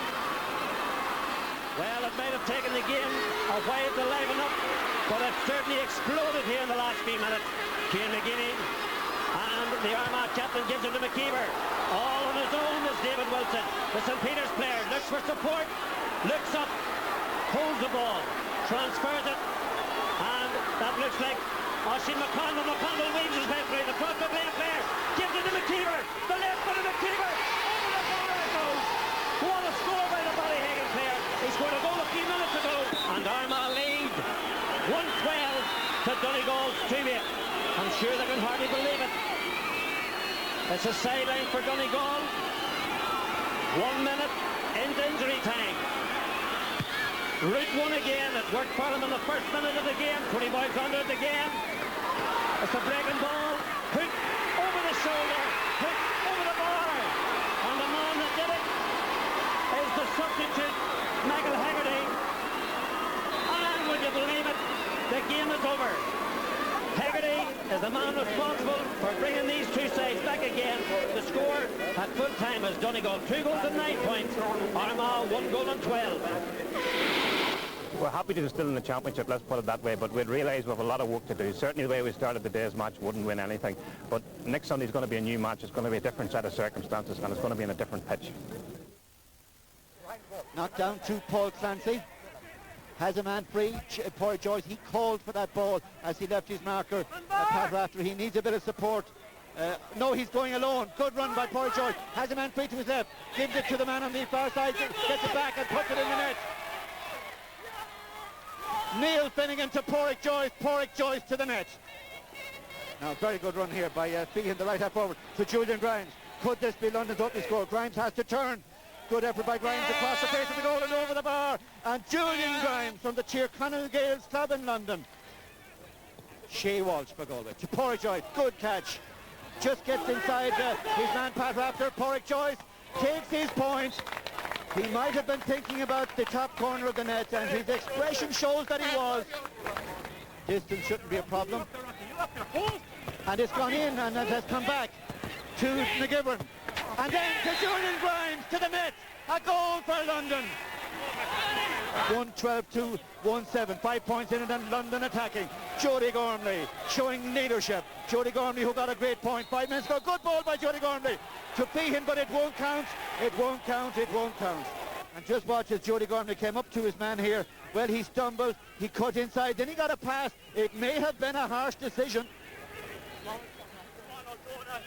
To Jared Fallon. Very fit, stamina, one of his strong points, as well as skill. To take on Dermot Gordon. Looking for Derek Savage and finding him, even though 2 London men were there. Savage hasn't really got all that much quality possession in the second half, but that was a quality delivery by Jared Fallon. And Derek Savage said thank you very much to his colleague in the best possible way by putting the pass over the bar. To Páirc Joyce against Pat Rafter. Páirc Joyce flips his man. Gives it to Finnegan in front of the goal. Good turn by Finnegan. Point. Might have been a goal. Happy with the point. They've only one victory since 1975, so that has to be still disappointing. Oh, it's very disappointing, you know, especially for this team, the amount of preparation they've put in, you know. They've been out here almost 7 nights a week, you know, and travelling long distances. It is disappointing, you know, but you can't fault their spirit and their commitment. And, you know, if anyone said, you know, oh, we won't do it next year, we'd be hung, you know. I mean, they've got to be there. It's the only way they're improved by meeting these people. But their commitment and their dedication and their, you know, if I use the word professionalism, has been outstanding. Could anything be gained, do you think, Larry, from London going to Connacht? New York went to Connacht last week, really enjoyed the experience, played challenge matches and felt it did their game a world of good. Could that happen with London, do you think? I don't think so. I think that it's become a fixture in the calendar now, the game here in Ruislip. You know, everyone looks forward to it. It's a chance to get more people interested in Gaelic games. I think, you know, months ahead we'll tell that people have come here who aren't even Irish, and they'll have an interest in Gaelic games after today. They'll watch today's game in pubs and say, God, I didn't know London had a team. And the advertising from that, you know, it's all, again, promotion of our game. And I think, you know, we must have this game here every year. While we go to Ireland for the National League and probably for a few challenges, and we need that, but we do need this game here. Well, Kevin McStay, does he have a point there? Or does it serve a value having that game in London every year? Well, it hasn't worked, Michael, for the last so many years for them. There's no harm in changing it, I think, at this stage. It might give the lads in London, you know, a trip home for a week, maybe get in a couple of challenge matches, similar to what New York did for the last fortnight or so. It's not working for them over there. It must be very difficult year in, year out, and, you know, mix it up a bit. Is there a real value in having New York and London in the football championship? Is it achieving anything? I think there is, Mike. I mean, just because they're over there somewhere, we can't just throw our hat at them. They are keeping the games going. They do get a great reaction over there. I mean, that's what Irish people do at weekends. They go to Gaelic Park and they go to Ruislip to look at the games. Yeah. And we absolutely have to keep them involved, but not getting the beatings they're getting. I think there has to be a different way, and maybe that's something that should be looked at. Galway looked listless in that game there, and obviously they were well in control of the situation. They didn't have to look at anything else, I suppose. Yeah, well, just, I mean, get over there, get the job done, and get back and get ready for Sligo. The word back from London is that they, you know, they were very average. I'm sure John O'Mahony and his management talked the game down as best they could. Yeah. But they'll have a more difficult game against Sligo, and they've got over the first round. That's all they ever wanted to do. Sure. Let's look at the games in Leinster yesterday. You were in Croke Park. So was Colin O'Rourke. He was telling me last night that he was never as bored in Croke Park. Oh, it was poor fare, Michael. You know, I can't fault Dublin or Meath. I mean, they did what was expected of them, what they had to do. But Wicklow and Louth served up very poor fare. And what they've been doing for the last 9 or 10 months on the training fields, it must be very disheartening. You know, I was listening to Kevin O'Brien there earlier on. I don't know how they keep doing it. What is the problem with teams like Wicklow and Louth? Because they all say in the interviews, you know, we've worked as hard as anybody else, we've trained as hard as anybody else. Why does it unravel when they go out on the pitch? Well, I suppose traditionally they're not fancied to win these games, and until you're a winner, and this point is borne out very much by Westmeath now in the last couple of years, till you actually get over that Rubicon, you know, it is difficult. But I'd have to say, Michael, the standard of foot passing, hand passing, the first touch by Wicklow and Louth yesterday was very, very poor. You know, simple balls to control, shooting, shot selection, you name it now. When it came to the football side of it, leave out the physical side of it, there was a huge gap. Well, let's go up to Ballybofey. There was no lack of excitement up there, obviously, certainly in the last 10-15 minutes of the game. Well, they packed it all into the last 10 or 15. It was a great start, of course. The goals were superb. For Tony Ball's goal, it was a massive goal. And they seemed to have it, all the hard work done, took the foot off the pedal, and Armagh came roaring back into it, and the finish was fantastic. I mean, when they went a point up, you'd have to fancy Donegal's chances, and back came Armagh to take the lead. A great finish to it, but I believe in between it was mediocre enough. Sure. Well, they're all off to Clonus then next Sunday for the replay. Who's going to win that? Well, it's a hard one. I'm sure Armagh are a bit disappointed not getting the game back in the athletic grounds. But if they want to win it, Clonus will be the venue, there's no doubt, if they're going to win out in Ulster. I find it a very hard one to call, Michael. I think that Donegal looked the better all-round team, yes, in the clips that I saw.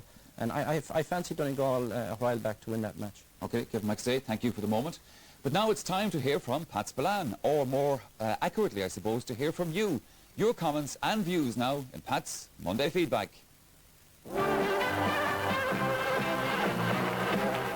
Well, thanks be to God for the hurling. The 99 Football Championship, with the possible exception of Ulster, might be bogged down in mediocrity, full of mismatches, but the hurling continues to provide top-class entertainment and elicit lots of reaction from you. And no prizes for guessing the major topic from yesterday, Clare's last-minute penalty. According to Michael Ryan of Tipperary, the decision was very suspect. Evan Moore says Conor Clancy took 15 steps before he was taken down. It should have been a free out. And Jerry McDermott claims that firstly, Clancy overcarried the ball by 7 steps, and secondly, that when the penalty was taken, David Fitzgerald lifted the ball and moved forward 3 or 4 metres. And what about the hurley he used to take the penalty? Paddy Downey was one of about 40 of you who rang in to ask, was it legal for Davy Fitzgerald to take a penalty with the goalkeeper's hurley? You all seem to be bothered by the fact that Davy's hurley is of course so big, so we went to the rule book to check it out. And the only mention of hurley specification is that according to Rule 4.4, the boss of a hurley, at its widest point, shall not be more than 13 centimetres. So, assuming that Davy's hurley meets that, and if it doesn't, he shouldn't be using it at all, then he can use it anywhere on the field. So get out the ruler, Davy, because we're checking on you.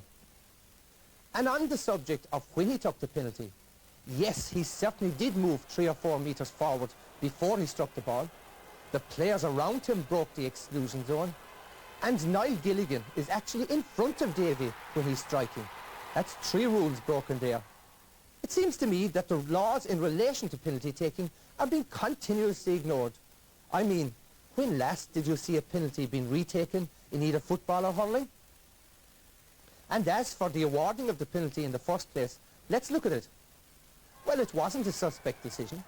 Clancy was definitely pulled back, so it should have been a penalty.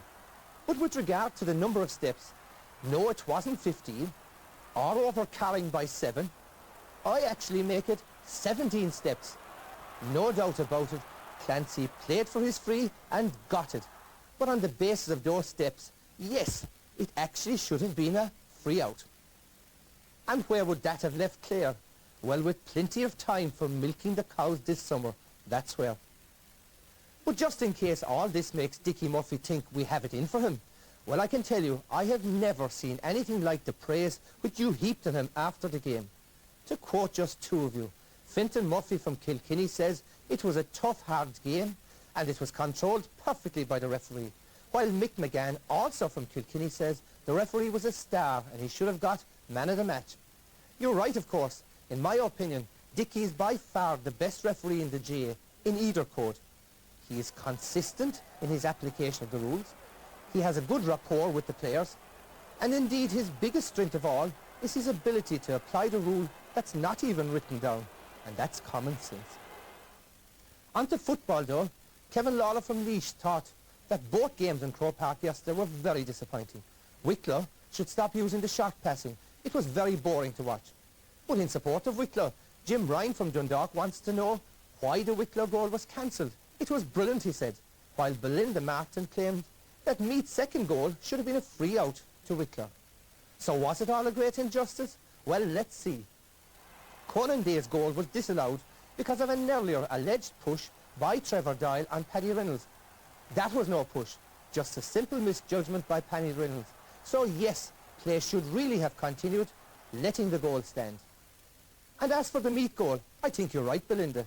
Graham Geraghty appears to have pushed Wicklow's Thomas Buck, and it should have been a free out. But would it all have mattered? Well, no, no, no. Wicklow were just awful yesterday.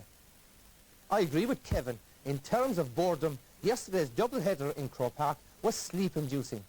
Without taking anything away from Dublin and Meath, the performances of both losers were downright dreadful.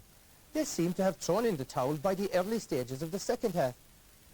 I agree with him that Wicklow should abandon short passes, and Louth were major culprits in this department as well. Too much short passing in their own defence, 5 or 6 passes to reach the 50-yard line. Both teams appear to have forgotten that the game they're playing is called football. Lads, leave the hand passing to the National Basketball Arena in Tala. And finally, some of you addressed the big question at the moment. What about the teams whose championship is already over after just one game? Well, Ger Collins from Kerry and Mel Lynch from Cavan both make the same suggestion. Every match should be played on a home and away basis with the aggregate score counting. Well, I don't know, Ger and Mel, if that's the way things will go eventually, but I must say I was very happy to hear Colm O'Rourke on the Sunday game last night say that something was going to be done. It's just farcical that for the vast majority of counties, by the time summer comes and conditions are at their best, they have no county matches to play. It's baffling.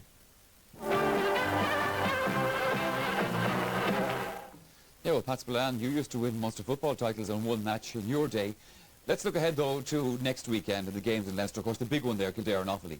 Well, it's now or never for Kildare. Last year they lost the All-Ireland final, mainly because they had no natural scoring forwards. Unfortunately, they didn't discover any over the league campaign, bar Cathal Sheridan in from Meath. Offaly had a terrible campaign as well. Like I said, I think it's the last chance saloon for Mick O'Dwyer and his men. I think they'll win on Sunday, but I don't think it's going to be September for them this year.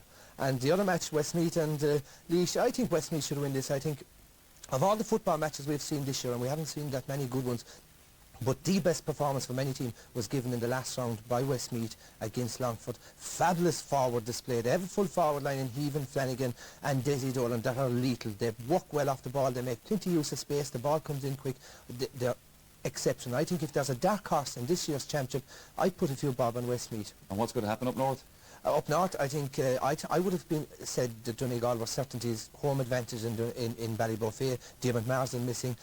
They showed great character in coming back the last day. In injury time, Armagh went to point up and they showed great character. That's not normally associated with Donegal teams. I still think, given the fact that it's in Clonus, and it's certainly a big disadvantage to Armagh not to have got home winner. In Clonus, Donegal to get it at the second bye. Well, of course, Kevin, you'll be looking out for Mayo, round 2 for them in the championship against Roscommon. Big crowd to be in Castlebar. Yeah, they're expecting a big crowd, Michael, in Castlebar, and they're expecting a very good game. It's going to be extremely tight. Two well-motivated teams. Both teams have a lot to lose next Sunday rather than a lot to win. I think they have a lot to lose. Roscommon come in on the back of a very good spring, early summer. They've won the FBD, won the Under-21 provincial. They've won the junior provincial. You know, Roscommon football is fairly high at the moment. And they also think they should be Connacht champions, which is going to be a big motivating factor for Roscommon. Our own boys, they're staying quiet, a nice build-up, and I think they're going to be very much ready for the Roscommon challenge because it really, really is a huge game for a lot of the Mayo team. and I expect them to be very close to snatching victory. Okay, well finally, Eamon Cregan in our Limerick studios. We look forward with you as well. Look forward to what's the future for Limerick? What's the future for Eamon Cregan with the team? You have a year left to go with them. Michael, I don't know about the year left. I have an option of a further year if I wanted. But as you know, the volume of time that it takes for a manager in charge of a team, it's colossal. You're talking 7 days a week. We've been at it now for 2 years, non-stop. And the fact that you're living in Limerick, you're living with it 7 days a week.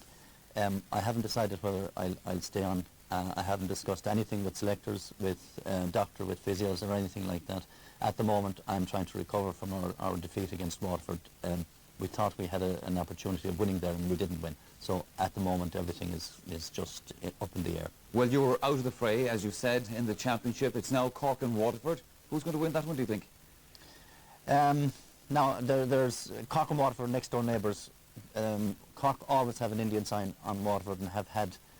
But since Gerald took over, he has done a tremendous job at Waterford. He has motivated them, he has improved their hurling, he's improved their striking. They have a lot of good hurlers. In a situation where Waterford have had the benefit of an extra match, going into play Cork, you would think that would be sufficient. But I don't think so. I think Cork will just about shade it on Sunday. All right, Eamon Cregan, thank you for joining us from our Limerick studios.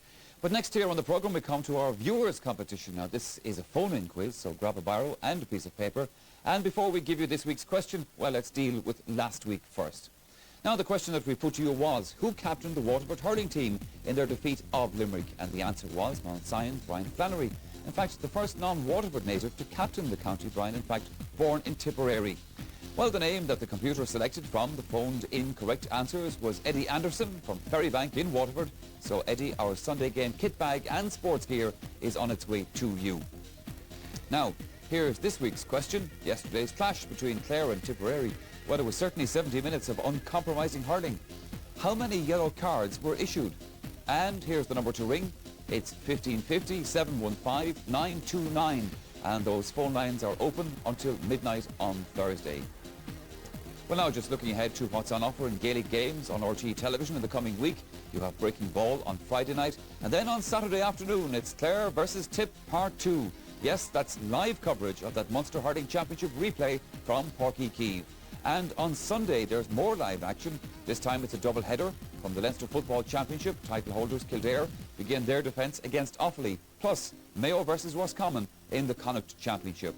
And our nighttime programme next Sunday features more top-class action. Cork versus Waterford in the Munster Hurling semi-final. That's at the earlier time, by the way, of 8:30. Yes, dizzy from it all we're going to be. And don't say that you're not being well entertained in terms of our GAA coverage. Well, that's more or less it from the programme for this evening. Now we're going to leave you with our Game on Monday Top 10. That's those snippets, scores and incidents that took our fancy from the weekend's action. Till the next time, bye-bye.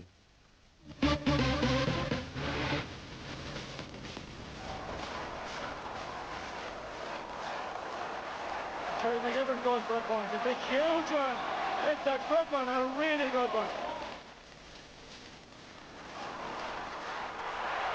Again showing his talent, getting away from two Wicklow defenders and then sending it over the bar. Brian Steins, Pete Galvin. Steins again, working tirelessly to Kieran Wheeler. Hits it very well, and no doubt about it. Over the bar. Robert Leeson, inside towards Eddie Enright. Fast delivery, good ball. Shelley, selflessly running. Good work by Shelley. Getting there ahead of Brian Lowen. And Shelley shot a stop over the ball by Davy Fitzgerald. But Paul Shelley will take the credit. Goes to the attack. Michael Keith going to get a second goal. Selfishly he gets it to him. Robertson, here's a second goal. Brilliant save. Absolutely point-blank, brilliant save by Niall O'Donnell. It's met by Clare Doherty. Eddie Reynolds at the option here. Well connected. Great goal. Edwin Darcy wandering down the left wing. Goes the opposite direction towards Ian Robertson. Trying to ball inside. Nick O'Keefe. Here's a chance. The substitute from Pimlico Crooks. Corcoran hurling it down inside there to the inside line. Shelley gets away from his man. It's Paul Shelley winning the race against Frank Lowen. Can he get a goal here? Oh, it's a great save, and it's gone out for a 65.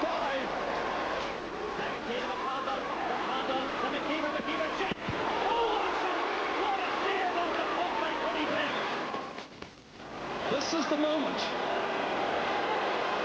Clare must get a goal here. David Fitzgerald scored!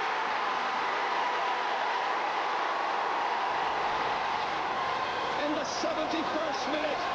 How much time is left? It's all over. Tip thought they had done enough.